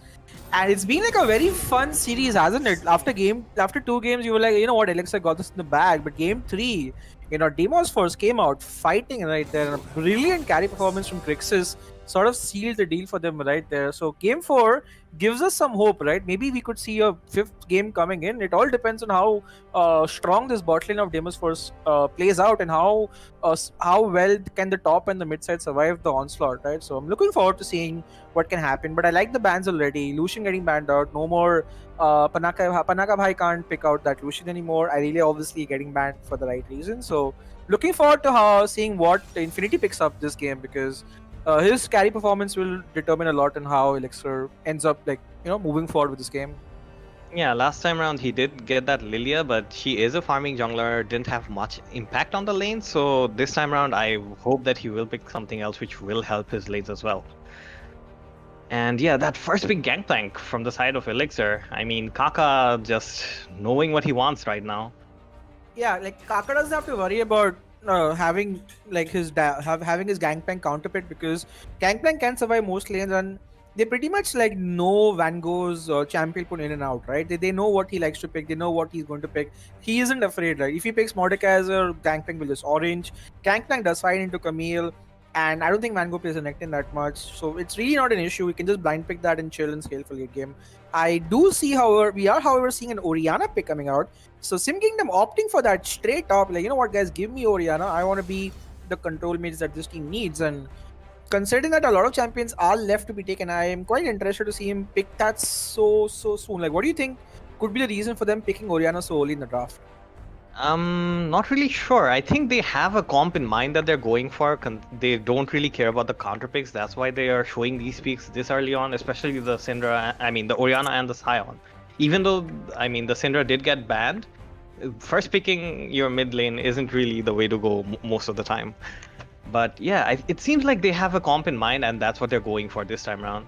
Whoa. We are seeing an Akali pickup in the mid lane as a response to the Orianna. Now that's interesting. That's probably Hami Bhai, aka Panaka Bhai fans going for the Irelia in the mid lane will have a lot of outplay potential against the Orianna. But I think it's mostly going to be against Jhin, right? Like mostly against Grixis. That assassin has been picked to shut down Grixis. So I like that pickup coming out right there. But if DF opt for a bit of a tanky composition with enough heals and shields, then Akali rather could be rendered a bit useless coming into draft. So looking forward to seeing that. And oh my lord, we are seeing the Skarner pickup coming out from Forest right here. This is the do or die game for these guys, and Skarner has been one of Forest's pocket picks. This guy plays this out quite well and definitely will allow, basically Elixir will have to start building out QSSs on their team, because otherwise Skarner is going to keep ulting them a lot. So I like that pickup already from Forest. I mean, yeah, the Skarner, something we don't see quite often, but Forest bringing it down in a crucial game 4 right there. And now, as we're on to the ban phase, that's a Tompkins and the Pantheon ban. I mean, that was coming, right? They had to ban out the Pantheon, man. Like, for how well Rusty Panda played in lane and how much damage that support champion can do, it's almost unfair, right? It's like Pyke and Pantheon, I would put them in the same tier. These are supports that are just here to do a lot of damage. So makes sense that it was banned out. A lot of Panda's picks are still available, though. His Blitzcrank is there, his Morgana is there. The Ophelia is banned because Fury, aka Crixus, likes to still play those hyper carry AD carries, and Ophelios 2020, we all know the memes right here. So getting that banned out is quite interesting. We also didn't mention Infinity has opted for the Graves pickup right here. A lot of early game mobility, a lot of damage as well. So all three picks so far from the side of Elixir are oozing damage, aren't they, Sword? But on the other side, you're seeing a composition that seems to be more centered around Orianna and Jhin, with Skarner and Sion providing the frontline and the necessary CC. So all in all, like, Red Side's comp looks a lot stronger in team fights, and I think like it's easier to execute. Not gonna lie, it just looks easier to execute right now. I feel Elixir might have picked something that will probably just work on catches, and they will try to outscale with the Kate Morg in the bot lane, but a Jhin isn't really that bad into a Caitlyn either, right? But I really like the pickup here because Kate Morg is a strong bot lane and they need that sword, right? They need to hold the bot lane, they need to not fall behind, and Kate Morg is a great way for them to make sure that they are at least even on lane, if not ahead. Yeah, especially after last game where they had a really tough time in the bot lane where they kept getting ganked by the Evelynn over and over again. This time around, they opt for the Morgana Kate, which makes sure that they have priority around the bot lane. And especially even if the Skarner goes in for ganks, they do have the safety of the Morgana shield to make sure that the Caitlyn doesn't die. Oh my lord. Are we seeing Rusty Panda digress from his hook champions to actually playing freaking Janna is quite interesting, isn't it? Like, I have never seen Rusty play Janna. It's a great pickup, no doubt, because they probably want the Akali to be away from the Jhin as a way to protect the AD carry. And it's a good pickup into the Morgana as well, because hook champions into Morgana is basically a death wish at this point. So, holy crap, like, Rusty Panda playing a very supportive support, an enchanter support, not a playmaking support, is the new for me, is a first for me at least. And what are your thoughts on that pickup and the whole composition that both these teams have drafted now that we are heading into the 3-minute pause time? Like, it's a very interesting composition coming out from both teams.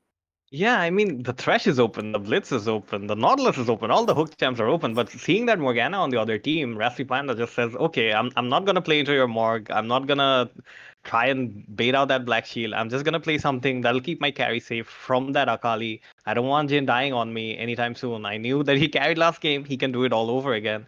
Basically saying Crixus is going to carry us, and that comp basically says just that.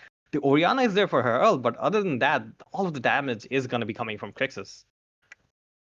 It really depends a lot on the catches. I think the Morgana pickup is excellent because we almost forgot to mention her Black Shield, if used on the right target, can be very important, right? So it's a direct counter to the Skarner, and rather than expunging a ban on the Braum, maybe they should have considered a Morgana ban, because Shifu's Morgana is one of his most played supports, right? And he's very comfortable to play that champion, and that champion can work very well against this pick comp that they have with Skarner, right? So maybe that's a flaw in the draft from DF in terms of not banning out the Morgana, but it does lend a good bot lane for the side of Elixir, because Elixir will have priority. Morgana Caitlyn will have the push. Morgana Caitlyn should have priority, and Morgana, just as a champion through her black shields and her abilities to catch, might be pivotal in these skirmishes that we might see in the river. So I really like that bot lane pickup. That Morgana pickup could probably be key, in my opinion, to unlocking a win here for Elixir, but it all depends on how well these champions play, guys, because we are in game 4. This is a must-win game for DF right here, because they are 1-2. Another loss here means Elixir take the Summoners Cup here in the grand finals of the ROG Battleground in this best of 5 series. So what are your thoughts? Like, what do you think like blue team's comp needs to do, Swat, to have an advantage to win this game? I mean, considering that they have a winning bot lane, I think Graves should make sure that they don't get caught out overextending at all. Play around that. The Gangplank will scale. The Akali doesn't lose that lane at all. Orianna isn't that strong in the early lane, so she should be winning that lane as well. Make sure that the bot lane doesn't fall behind trying to overextend, and I think they should be good, because into the late game, I mean, that Gangplank is going to be scary. We saw Kaka playing that before, and his GP is, I mean, basically turned their semifinals around by himself. And I'm pretty sure he can do it all over again this time around as well, if they let him. Considering there's a Sion in the top lane, he doesn't have much threat from I Killed Van Gogh. So it'll be interesting to see whether Skarner heads up there to make sure that he does fall behind in the early game. But other than that, I mean, if they play around that bot lane, I think this time around Elixir should be good.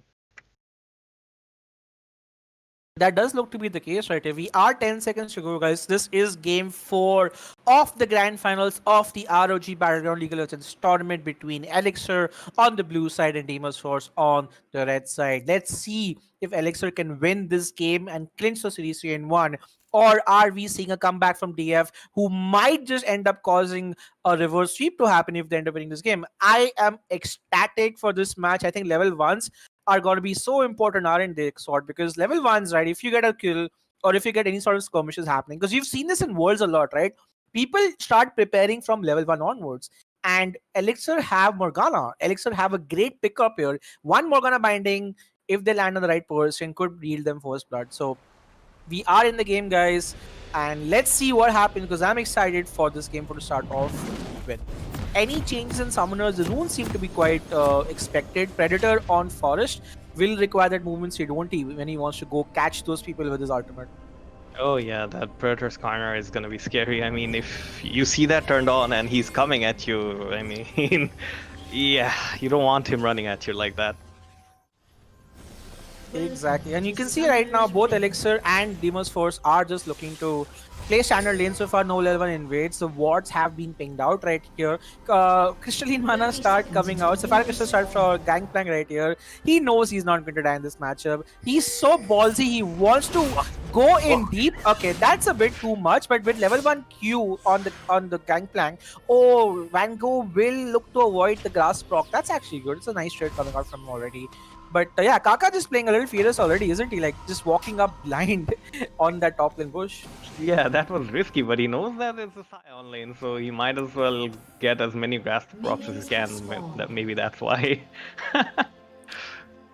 We see some banter coming out in chat as well. Yeah, all of these people know each other, man. They've always been in the upper echelon of the best players from South Asia, right? It's always Deimos Force, it's always Elixir, it's always Exilance's Gaming. These are like, these 3 teams have always been in the top 3 of the last 6 or 7 tournaments that you've seen in the scene, right? So quite surprising that they would end up knowing each other and have this sort of banter. As you can see, Infinity is opting for a blue side start, whereas Skarner also opting on the red side, which means Swat, that both of these junglers are looking to go and play towards the bot side of the map, realizing the importance of how it is, how the bot lane will get ahead, right? The stronger bot lane might just end up carrying the game for them. Yeah, considering the last two games they did mirror each other around that bot side start, this time around it's the top side start, but they are still gonna meet at the second bot side scuttle, so it's gonna be interesting if they fight over that or not. Considering that bot lane is getting pressured out right now, I mean DF, the Jin, Janna don't really have priority over that. Yeah, we discussed this, didn't we? Like, priority level 1, Morgana Kate should look to outpush most lanes right here, and they are doing that. But come level 2 onwards, when Janna gets a few points in her shield as well, and then Jin also gets his abilities to wave clear, he should be fine. The early game, yes, will be in the side of the Kate Morgana lane. Shifu does tank one small turret shot in his process to do that, and that's a ward being put by Sim Kingdom. Nice ward right there. Will spot out Black Infinity as he goes to clear his Raptors. Meanwhile, top side, these small trades that we're seeing, Kaka seems to be on the receiving end of it.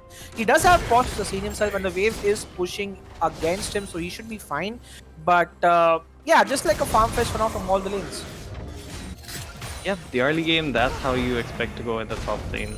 Gangplank just farming it out, getting grass procs whenever he can from that Scion. But I'm interested to see this bot lane. I mean, the pressure is just mounting. They're just trying to go under the turret, getting as much poke damage as they can. Try and chip the turret as well if it's possible. I mean, Caitlyn and Morgana playing this lane perfectly and aggressively. Scion, I mean, in this top lane has dealt some damage on the Gangplank, but right now I don't think he that's a big minion wave. We don't want to do that. Oh, beautiful trade right here coming from Mentality Giant. The bind does land. Here comes Black Infinity. There is no heal anymore. Exhaust is too late. Infinity comes and gets first blood for Elixir right there. They could be looking for another kill spot right here, right now. Morgana's here. The wave is being pushed. Trixis is caught between a rock and a hard place. Can he survive? No, he cannot. One more auto attack from Infinity, and he gets the kill. Solos it right there. 2 kills going over to the graves, and that's a massive advantage that Elixir looking to get right here spot, because the bot lane of DF was their winning combination, and this point they got their bot lane. Yeah, as I was saying in Champ Select, I mean, playing around this bot lane is going to be key for Black Infinity, and he does exactly that. A perfectly timed gank in the bot lane, knows that their bot lane is pressured into their own turret, knows that it's the perfect time to gank, and just kills the Jhin under his own turret. Gets the Janna as well, so that's 2 quick kills going over to the grave. Yeah, and we have to talk about... Yes? Sometimes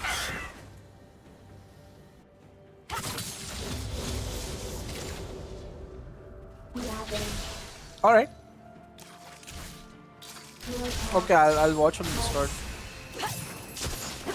Alright guys, so coming back to the game right here, definitely we have to credit the Morgana, don't we, Sword, because Shifu got those right bindings, and Rusty just seems a bit uncomfortable playing Janna, I would say. I mean, he got caught out by multiple bindings right there, and that basically led to his eventual death. That also led to his AD carry's death, right? So bit of a difficult situation, and you can see Kaka in the top lane also looking to be in a great spot right now, because he's able to just farm up and be relevant. Yeah, he did get that first back. He got that Sheen. So Cyan is gonna be in a bit of hurt right now, considering he didn't back off himself. He didn't get that recall off. So, and yeah, he is going back right now. Again, Rusty Panda trying to get a roam off, gets the knockup, but I don't think he can do that anything himself. I mean, if this was a Pantheon, maybe, but if it's a Janna roaming, you're not really that scared. Yep, and yeah, so far great start for Black Infinity, getting 2 kills in that lane right here. He's going to be able to get to his items faster. He's going to have priority over all the objectives, and Elixir are looking to be in a great spot. That's a flash and a slow right here. Panaka by fans will try to run away. He does have his ultimate, mind you. Will use the second part of his R and his flash to run away right there. So the flash supports flash for the mid laner. Flash does get blown right here, but Orianna also loses the flash, and Panaka by fan survives right there. So Hammy doing really well in the mid lane to survive that roam from the Janna, mind you. He does make it work though. Yeah, he does. I mean, well played from Panaka by fans. Knew exactly what he had to do get out of there, and he does make it out safely. So this makes sure that the dragon does go over to the graves, and Akali again looking to go in. I mean, he knows that Graves is there. Yeah, another Again, binding. bot lane. Oh Yeah, my god. Lord, this is huge, but Dix is going to get one more kill back. Oh, chooses not to. He was going to walk into his own that he did that Gangplank ulti just for good measure right here. But Shifu being on point of his bindings. Here comes Black Infinity. Has his level 6 right here. Can still use it, but I think Crixus should see him come out alive. And this is exactly what Elixir wanted in this early game. They wanted to get their bot lane ahead. They did not want the Jhin to get ahead. And so far, their plan is working awesomely because mid and top are in a great place, just farming up and being relevant. It's bot lane that was a concern for them in game 3, and in game 4 they seem to have fixed this issue completely. Yep, they've just turned that bot lane around. Full 180, man. This Caitlyn Morgana working wonders for them, and especially the Janna pick doesn't seem to be doing that well into this lane as well. Considering Rusty Panda, how good he played last game, I expected him to know how that lane is gonna go, but this time around he seems to be caught out by the bindings quite a few times, and yeah, this lane has been hurting for them.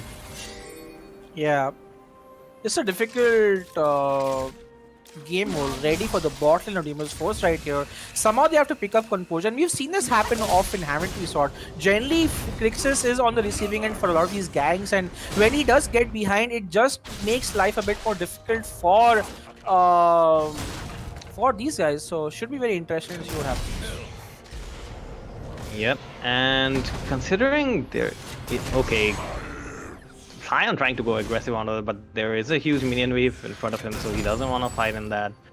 Chooses not to go all in. And yeah, this Graves, I mean, he's huge at this point, and I'm interested to see where Black Infinity goes next, considering his bot lane is pretty much gonna win that lane by themselves at this point. Yeah, I'm actually looking forward to seeing how where Forest will go for his first gank, because he is level 6 right now, right? And you can see a beautiful ultimate coming. Flash being board from Kaka. He does not have his ultimate. Here comes Graves as well, but Sion is too tanky. He should survive that onslaught. But where is Skarner? Okay, Skarner gets to level 6, guys. Now is the time. We need to see that Predator ult come out. This is where the power of the Skarner will shine. But where is he? Where is his first rank going to be? Very important. He looks to be eyeing the mid lane. But with his Akali, he's so mobile. I'm not sure that's the best call of action. And Forest is also going to have a difficult time in understanding where he needs to go. He is opting to go bot right now. Maybe he wants to get the scuttle for himself in the bot lane. But so far, Black Infinity has been all across the map. It's a nice ultimate actually from Sim Kingdom. And oh my lord, Kakabai fans could be in trouble here. And he will survive both ultimates. Actually, no, Panda did not use his ultimate at all. Panaka, sorry. So he should be fine right here. And the Herald gets picked up right here, Sword. So Black Infinity is on a rampage right now. He's ahead in levels, he's gotten his skills, and he's gotten the objectives on the game so far. So definitely having the better half, or better part of the game so far for the jungle. Yeah, this time around the jungle matchup is in his favor. Against that Skarner, Graves is really good in the early game. Skarner before that level 6, before he gets his ult, doesn't really do much in terms of either ganking or any threat. So yeah, Graves, considering the ganks he got off in the bot lane, is really far ahead and using that quite well. And this gap in the bot lane, I mean, it's just hurting them. I mean, he can't really even go for ganks at this point. I don't think the Skarner can head there himself. Yeah, that's the interesting part right here. And I don't know what the plan of action here is, because you are seeing a 2000 gold lead coming in, and Shifu on point, but he has Rusty Panda's number, doesn't he? Always landing those bindings left, right, and center, bhai. So it's going to be very interesting to see how Jhin, aka Crixus, survives in this match. If even Panaka Bay fans looking to roam out top, advantage definitely going on to Elixir in this early game right here. Let's see how much they can be aggressive in this early game and how much gold lead they can get, because I feel the later this game goes, the front to back team fighting coming out from DF might just be proving critical without tanky both Forest and Van Gogh can get right here, right? So this is something that Elixir are looking to play out and win, and so far they are on track to win. Yep, get that early game lead and put it to good use. This time around, Skarner is coming in with that Predator. There is a Graves sitting behind that brush. He knows that... Okay, there's a flash binding getting out of the Jhin. A bit too overzealous, I must say, because he was under tower. Jan ult was there, heal was there, heal and exhaust was not even used. But yeah, that does lend a lot of priority to the bot lane, and it also helps him get the dragon and the herald. My lord, that flash from Morgana might look like it might not have been worth it, but it honestly really just was right here. And you can see in the top lane as well, Vaiko has some pressure on the wave so far, but it's been Elixir all the way with these ganks. Bot lane tower goes down. First dragon goes to Black Infinity. Elixir are looking super strong in this game 4. Yeah, this time the early game has been flipped on its head from the last game. I mean, this time around, this Graves pick, I mean, Black Infinity is playing out of his mind. He knows exactly what his job is, play around that bot lane, and he's doing it perfectly. And in the top lane, it hasn't been really an aggressive lane for in their favor. No, DF, but- I mean, I have to give credit though, right? Swart, like, Van goes 25 CS ahead of oh, Kaka. yeah, he's ahead, but it's a gangplank. I mean, the gangplank Yeah, is he just gonna farm scales, up. yeah. But I think like Sion has done what he could. I think what he does need to do is help out his laners more because of how far they've fallen behind. But honestly, he can't do much, you know, when Rusty Panda is dying to Morgana Qs in lane, right? There's nothing that Banko can do when the bot lane is already dying. The Okay, ult that's does a come ball. here, comes the gank, and the Skarner ultimate can be used. They don't even need to use the teleport coming out right here from Panaka by fans. A Kali ultimate gets used, the exhaust and the beautiful timing as well. The flash ult from Infinity does not manage to kill the Sion right here. They are caught in 3 places. They will just look to tank the tower and run away, and that is a kill onto Kaka. Successfully done. Teleports expunged, but just a 1 for 0. Panaka by fans also survives that, which is quite surprising because I thought he was going to be a world of trouble right here. But we did finally see a skirmish come out, and finally DF are on the scoreboard with their first kill going over to start. And smart from DF, considering that they got the kill, they could have gone for that extended fight, but they chose not to because they saw that the Caitlyn was heading towards them from the mid lane while Jhin was still behind his turret, and they realized that they would be outnumbered if they continued that fight and decided not to. Smart, they get the kill, get out safe, and yeah, hopefully that'll help them in their making a comeback from this horrible early game that they had. Yeah, this is going to be quite interesting because they definitely needed that. They needed Skarner to not fall super behind right now. He's still a level behind, but that kill will help him get to his items faster. He's going for full tank Skarner with that build that he's going. It's going to be a Cinderhull coming out for him. Oh, that's going to be a Fury right here using the ultimate. Gets 2 autos and will, my lord, Mentality Giant survive the skin of his teeth. Right here.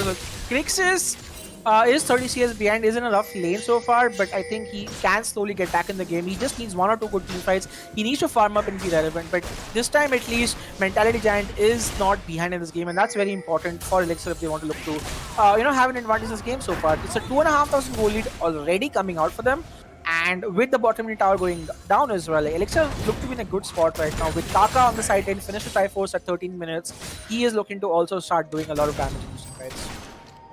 Yep, that Gangplank is gonna keep getting scarier by the minute, man.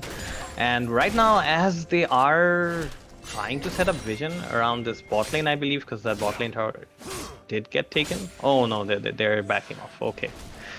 So yeah, DF right now are getting on the map again. They will probably head towards this bot lane because they probably wanna take that bot lane turret. Skarner is heading there by himself. It'll be interesting to see whether Black Infinity decides to answer or he...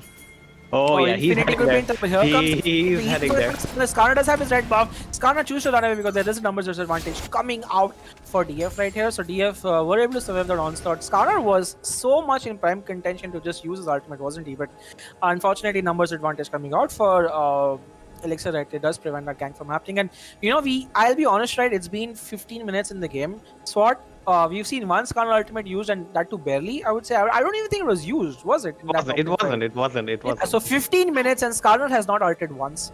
Primarily because, his bot lane is losing and his top lane has an orange that he can run out of, and you just can't really ultimate on Akali. And Infinity has just not been playing on the side where Skarner has been playing. So, the Skarner pickup, I did hype it up quite a bit in draft, but so far it is just not working out the way that Forest wants it to be. What do you think Forest needs to do, Swart, to have more impact in this game? Because I think he is losing in the tempo side. Yeah, in terms of tempo, Graves has just been destroying that bot lane. So considering he has that 1 kill of his team, he needs to put it to good use. And I think he should be looking for picks contesting Vision or the Dragon for them is going to be hard right now, considering that they have control over that entire area. So using that Predator, I think he should be headed towards the top lane, if you ask me. Getting that Akali dead, I don't think... I mean, the Jhin is still far behind and he has a Cull, right? So they should be contesting Dragon. Give this Dragon up. Try and get the picket around top side and get that top lane turret. I think getting the Orianna ahead or the Jhin ahead if he can. I mean, it's not possible at the moment, but even getting that Orianna ahead should be good enough for them. Instead of contesting for this Drake, which, considering how far behind they are, I don't think they can. The only concern I have here is that if they give away this Drake, then Elixir is just one Drake away from getting Soul. And that's going to be what? Like, it's going to be a 22 minutes Soul, 23 minutes Soul. That's insanely fast. So I'm a little bit worried, and it's going to be I think it's going to be a Cloud Soul, if I'm correct, right? I'm not sure. I wasn't able to catch it, but any sort of Soul point at 23 minutes is kind of big for them right here. So honestly, even if they want to or not, I think DF have to contest this third Dragon. If they choose to let it go, they are playing a very risky game where they're saying, hey, we're gonna fight for the Soul on the third point, and that could prove costly for them. So it's a minute and 22 left for the Mountain. Mountain Soul is going to be the soul that will spawn, so shields on the side of Elixir will definitely help them survive a bit longer as well. Unfortunately, they're not going to build a lot of armor MR, so it doesn't help them as much as it would help DF. If DF get a 4 Mountain Dragon, holy crap, the amount of tankiness that team will have will be absurd to say the least, right? So I'm looking forward to seeing where and how these teams prioritize. As you can see, Skarner is heading bot side sword, but the ward spots him out. Man, Forest can't seem to catch a break this game. He cannot go and gank any lane because everywhere he tries to go, it's either warded or people are dying. But I have to give credit to Eichel Van Gogh on Susan. I think he's done a great job farming. He's farming at 9.5, 10 CS a minute. He is the highest CS on his team by far, so he's doing his job, becoming a tanky frontline that his team needs. But now with Dragon left to go, I think this is his time for him to finish his Sunfire Cape, come back in lane, and then see if the Dragon fight is the fight that will redeem DF to sort of come back in this game, or will Elixir pull the final lane in this coffin by winning that team fight. I'm looking forward to what's going to happen in the next 30 seconds. Yep, this will be a big fight for either team. I mean, whichever way it goes, it's going to be interesting to see. Skarner is still sitting in that brush. He is still looking for picks. Akali does seem to be his target at the moment, but yeah, he chooses not to go for that.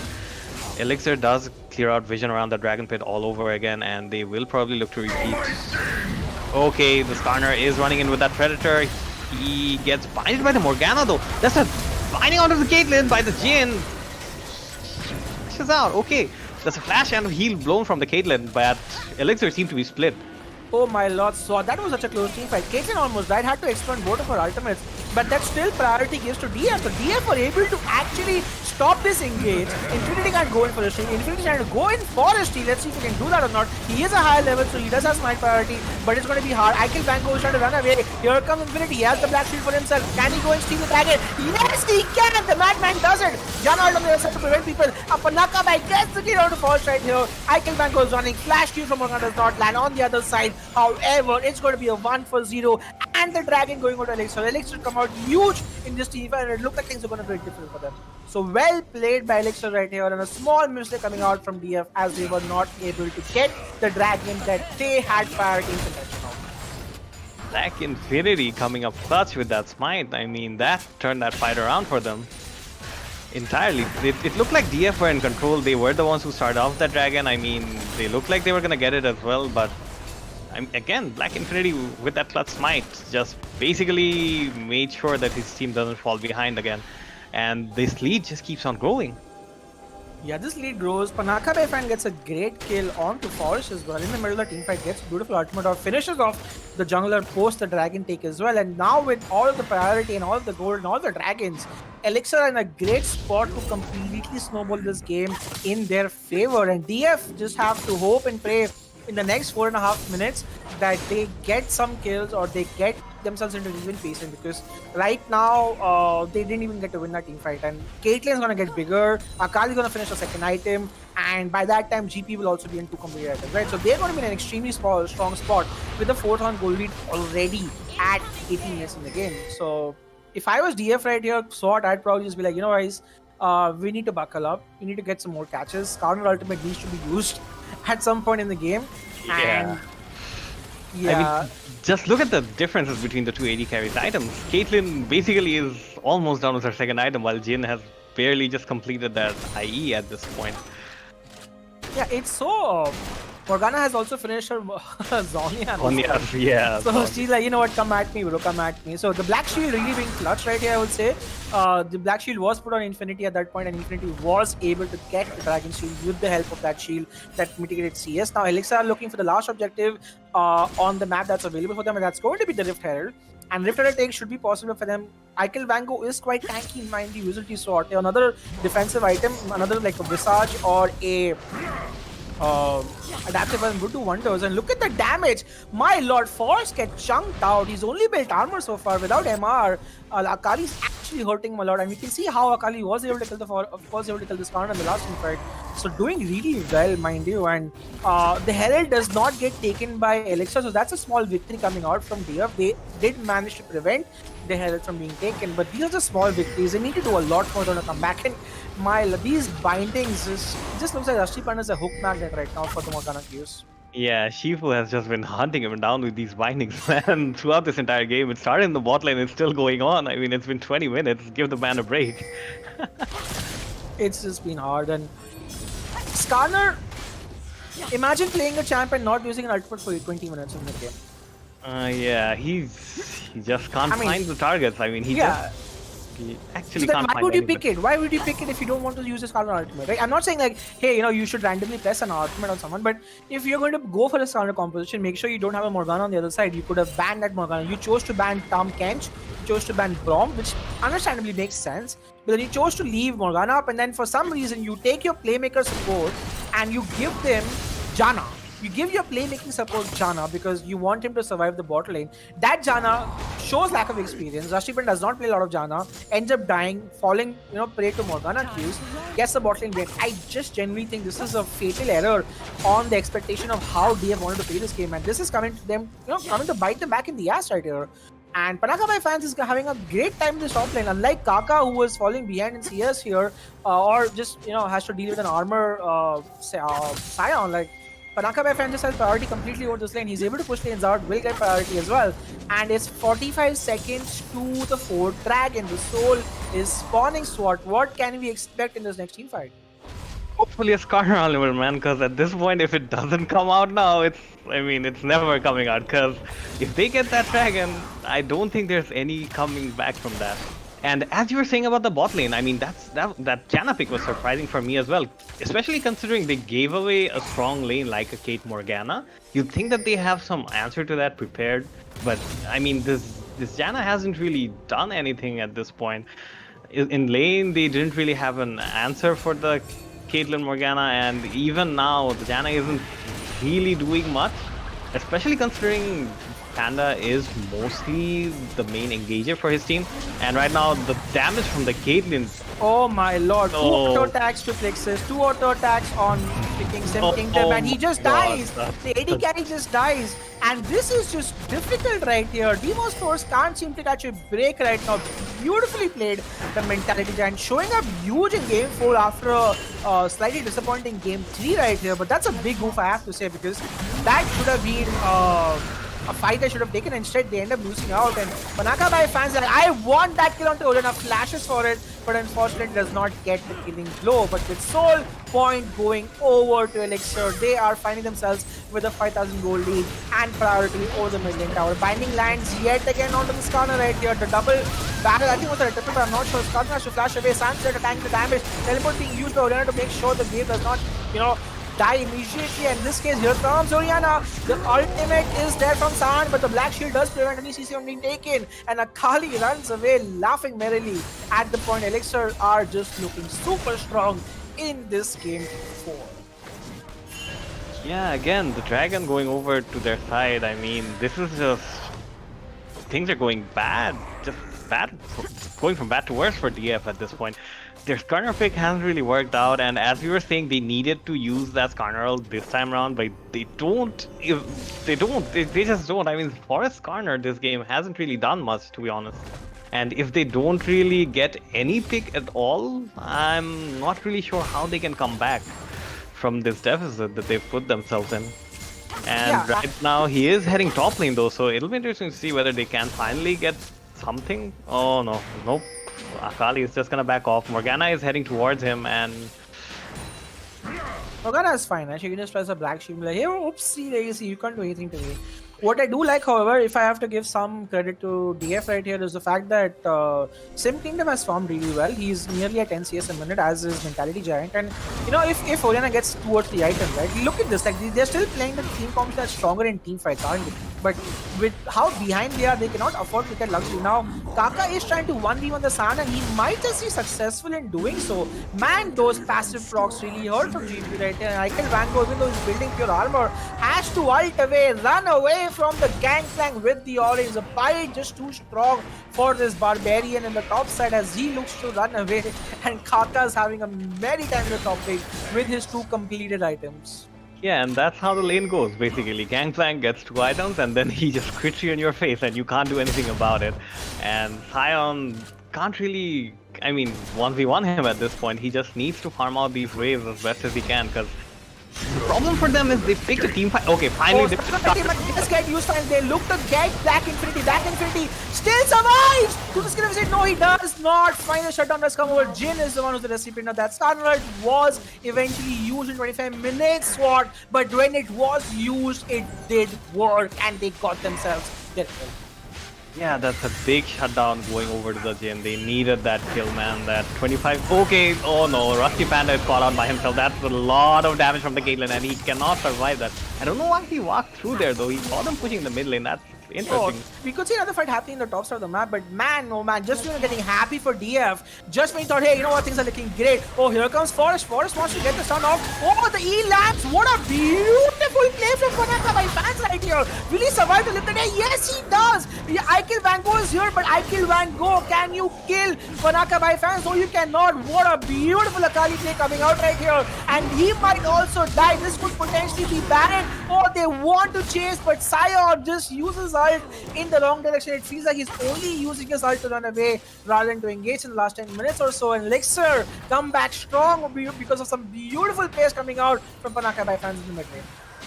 Yeah, that was really well played by the Akali, and I mean, Forrest thought he could get that kill, but instead it turned around on the Orianna, and that's a free Baron going over to Elixir right now. Jin's trying to use his ult, maybe try and see if he can chunk down the Akali, but Morgana is just blocking those shots, making sure that the Baron doesn't get stolen or anything. Yeah, and Cloud Drake is there, sorry, Mountain Drake is there as well. Baron goes over. You know, Forrest saw his play, went for it, the teleport really helped him out, and the way Panaka by fans outplayed that was super. That's like a montage what you cannot gonna lie, Sword. That was a super clean coming out from Akali right there, wasn't it? Yeah, it was. I mean, this game has just... Elixir has just been playing so well, so well. Yep, they are finding themselves at 10,000 gold lead in 27 minutes in the game. Soul is in their hands. You can even get the Elder in a minute and 20 seconds because they have Baron priority, right? They can use the Baron priority, push out the waves and go get the Elder for themselves, and then it's truly GG, right? If you get the Elder Dragon as well in this composition, the amount of damage that each of these champions have in the composition Elixir has drafted for themselves, this is looking like a complete stomp, a complete opposite of what we saw in Game 3, didn't we? Like, we were not expecting this level of domination coming out, but I also have to criticize the draft here from the side of DF, right? Choosing to put your playmaker on a Janna support, choosing to not ban Morgana. These are some of the big questions that we have to ask. Were these the right moves to make for DF? Because that Morgana was clutch in situations where it was required, and it just did not give Forrest the potency and the opportunities that he needed to make these counter plays happen. He did get 1 or 2 of them off, but it's only far and few compared to how much more he could have gotten off if he had actually banned it out, because nobody's been building QSS, mind you. So nobody has built QSS. Like, I know Gangplank doesn't need to and Morgana doesn't need to, but even though Akali and Caitlyn have not, like, they just like trust their support to be fine. Yeah, they're just saying that we got that safety of that black shield, right? So we don't need to at this point. And considering that Connor hasn't really been able to get in range of any of them to ult them, they're just saying, yeah, he can't really get to us. So what's the point in getting a QSS? I mean, it's just pointless. Yeah, Elixir. And yeah, right now they are getting into that dragon pit, and it's scary for them considering the amount of damage that's coming out from the Caitlyn. It's gonna be scary to walk in those mine lands, and that's again gonna be Oh, here comes Akali on the other side. The camp is happening, the flank is happening. Force has to flash away. The dies. Mentality turned on with speed with 3 quick items. There's not a lot of Sand can do. Sand is passive, is trying to kill Kaka. He will not be able to. Here comes the flash Q, does not land. So just the Q does not land. And Panaka by fans is on a rampage. The kill also goes over. Rashi Panda is dead. That's a 2 for 0. And that definitely means Elder Dragon on the side of Elixir. And they are looking to completely end this game as they're looking to get that. And Panaka by fans may have bitten off a bit more than Pichu. Has to flash away. And that's typical Honey by style. Loves to play aggro. He's like, boys, I went to aggro. It's fine. We got Elder. The kill did go to Jin, mind you. So Yeah, that's a good shutdown. I mean, that's a good shutdown for DF, but still, considering it's still a 12k goal deficit, I don't think Elixir are that worried at this point. I'm not sure why Frozen Heart was a choice when he could have just gone Randuin's or he could have just gone some MR item here. Frozen Heart just does not give him HP at all. Yes, gives him CDR, but he really should be the frontliner. Randuin's against Caitlyn is almost a must, isn't it? Yeah, Caitlyn and GP as well. The Gangplank crits are gonna hurt too. I mean, those are two champions that you should be looking to build Randuins against. Indeed. And this Elder Dragon does almost look like it's spelling the defeat for DF. I mean, they should look for one last team fight at least to see if they can find something out of it. Because if they don't, I mean, if they don't look for these engages, if they just let Elixir take control of the game, then they honestly can't come back from this. Yeah, I mean, right now when they have the Elder buff, Elixir need to look for a fight. They need to force a fight. They need to get some team fights happening because as much as they're dominating this game, they still need to close it out, and they need to get these inhibitor turrets, right?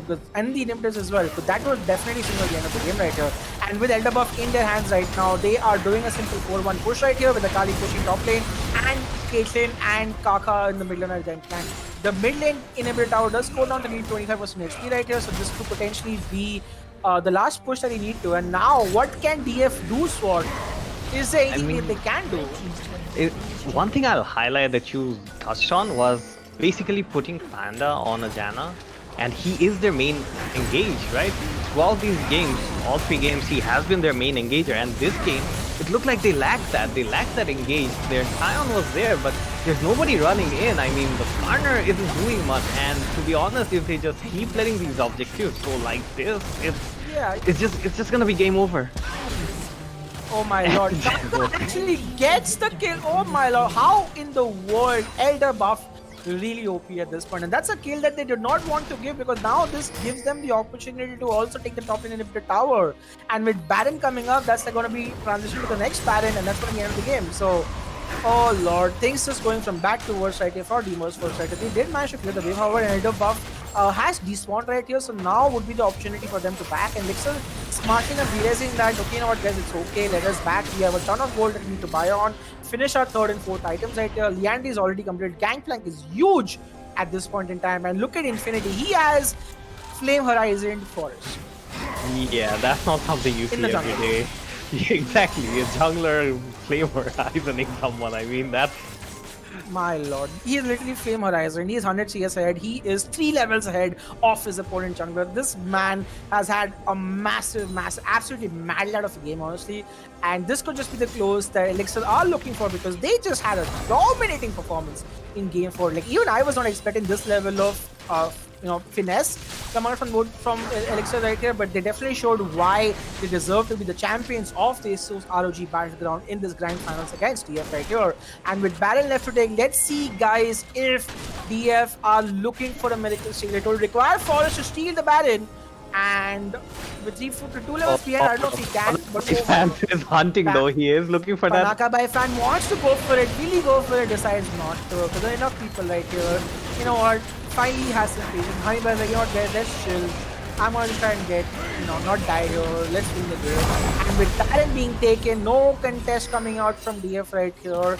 This could be the final nail in the coffin for Elixir as they look to end the game. They are hovering in the mid side. Will it be a mid push? It is going to be that. They have Mentality Giant pushing top side. The idea probably to take 2 inhibitors and then look to end the game right here. Kaka himself could just go bot, which he is. So it's a 1-3-1 push coming out with Akali in the mid lane and Caitlyn in the top lane. So yeah, Unless, of course, Karna randomly goes and ults the Caitlyn right here, I do not think in any way whatsoever. Yeah, she has the Elixir Morgana is with gonna her lose. right now, so I don't think Mentality Giant is in any danger of dying. Orianna trying to get a pick, but I don't think you can fight that Akali right now. Okay, it's so a nice hook, and yeah. comes the Sand ult. Sand ult just stopped before even he could start right here. And look at how much damage he's taking. He has to flash yeah, away. forced to flash right there. Doesn't want to go down himself. Yeah, Bot bot lane lane threat gets down. Yeah, this is going to be the end sword. Like, let's see if they can throw a final Hail Mary. Let's see if DF can be like, let's not go down without a fight. Let's try to do something that we can. But with the damage that Infinity is inputting right here, and for how much crit this Caitlyn is doing, this does look like it's going to be the end of the game, Sword. This is it, Sword. Elixir are looking to end the game. Yeah, this is gonna be the last push. They are taking that top lane inhibitor as well, and that's the shockwave onto the Orianna. They do exhaust her, but the Zonya gets used, and he just ults out of there. That just feels bad, man. It does. And at this point, 2 inhibitors, Nexus is being down. Elixir Gaming are looking to end the Special Fight series with a 3-1 victory. Takabai going mad on Sin Kingdom, gets the kill. It's Mentality Giant who KSs him right there. And Elixir are your champions of the ROG Battleground series. Yeah, well played by Elixir. They had a game plan, they executed perfectly, and they are the deserved champions of the tournament. A brilliant game for coming out from this team. They definitely did look like they were the best team on their day, and rightly so, Swart. They have managed to clinch victory in a very dominating performance, I might say, for their game 4, and are your winners of this tournament. If you look at the damage dealt and everything, you will notice how much damage everyone on the side of Elixir have done. The bot lane especially picked up huge this game. Mentality Giant playing really, really well, and Black Infinity just flame horizonting at this point and being the star jungler carry that his team needs. Alright guys, this was it. Thank you for watching the grand finals of the ROG Battleground series for League of Legends. We hope you have fun. Elixir Gaming are your winners. They will walk away with the grand prize. Deimos will be your worthy runner-up champions right here. We hope you had fun watching the tournament, with a lot more coming in on the channel. Stay tuned. Follow ROG Bangladesh for a lot more amazing game streams coming your way very shortly. Sword, any last words for the tournament as a whole? Yeah, thanks to all of our viewers for joining us throughout this entire tournament. It's been a blast, man. These games have been so exciting, and looking forward to more tournaments in the future as well. Well, that does it from the casters, guys. We hope you had fun watching this entire tournament. We will hopefully see you next time with a lot more games coming your way. Peace.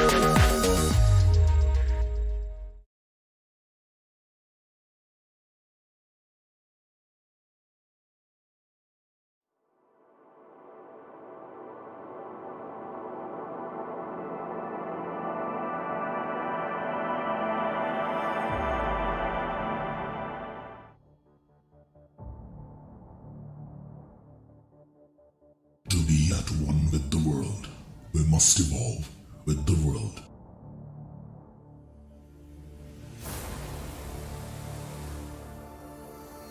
It is time to make our stand.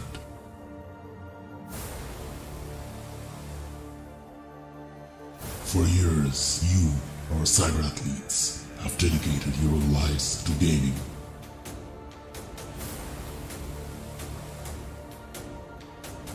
Devotion, perseverance, experience, endless hours of training. And now it is your turn to ride the waves of glory. And we are bringing the change that will make it happen. It's now or never. The final awakening is upon us.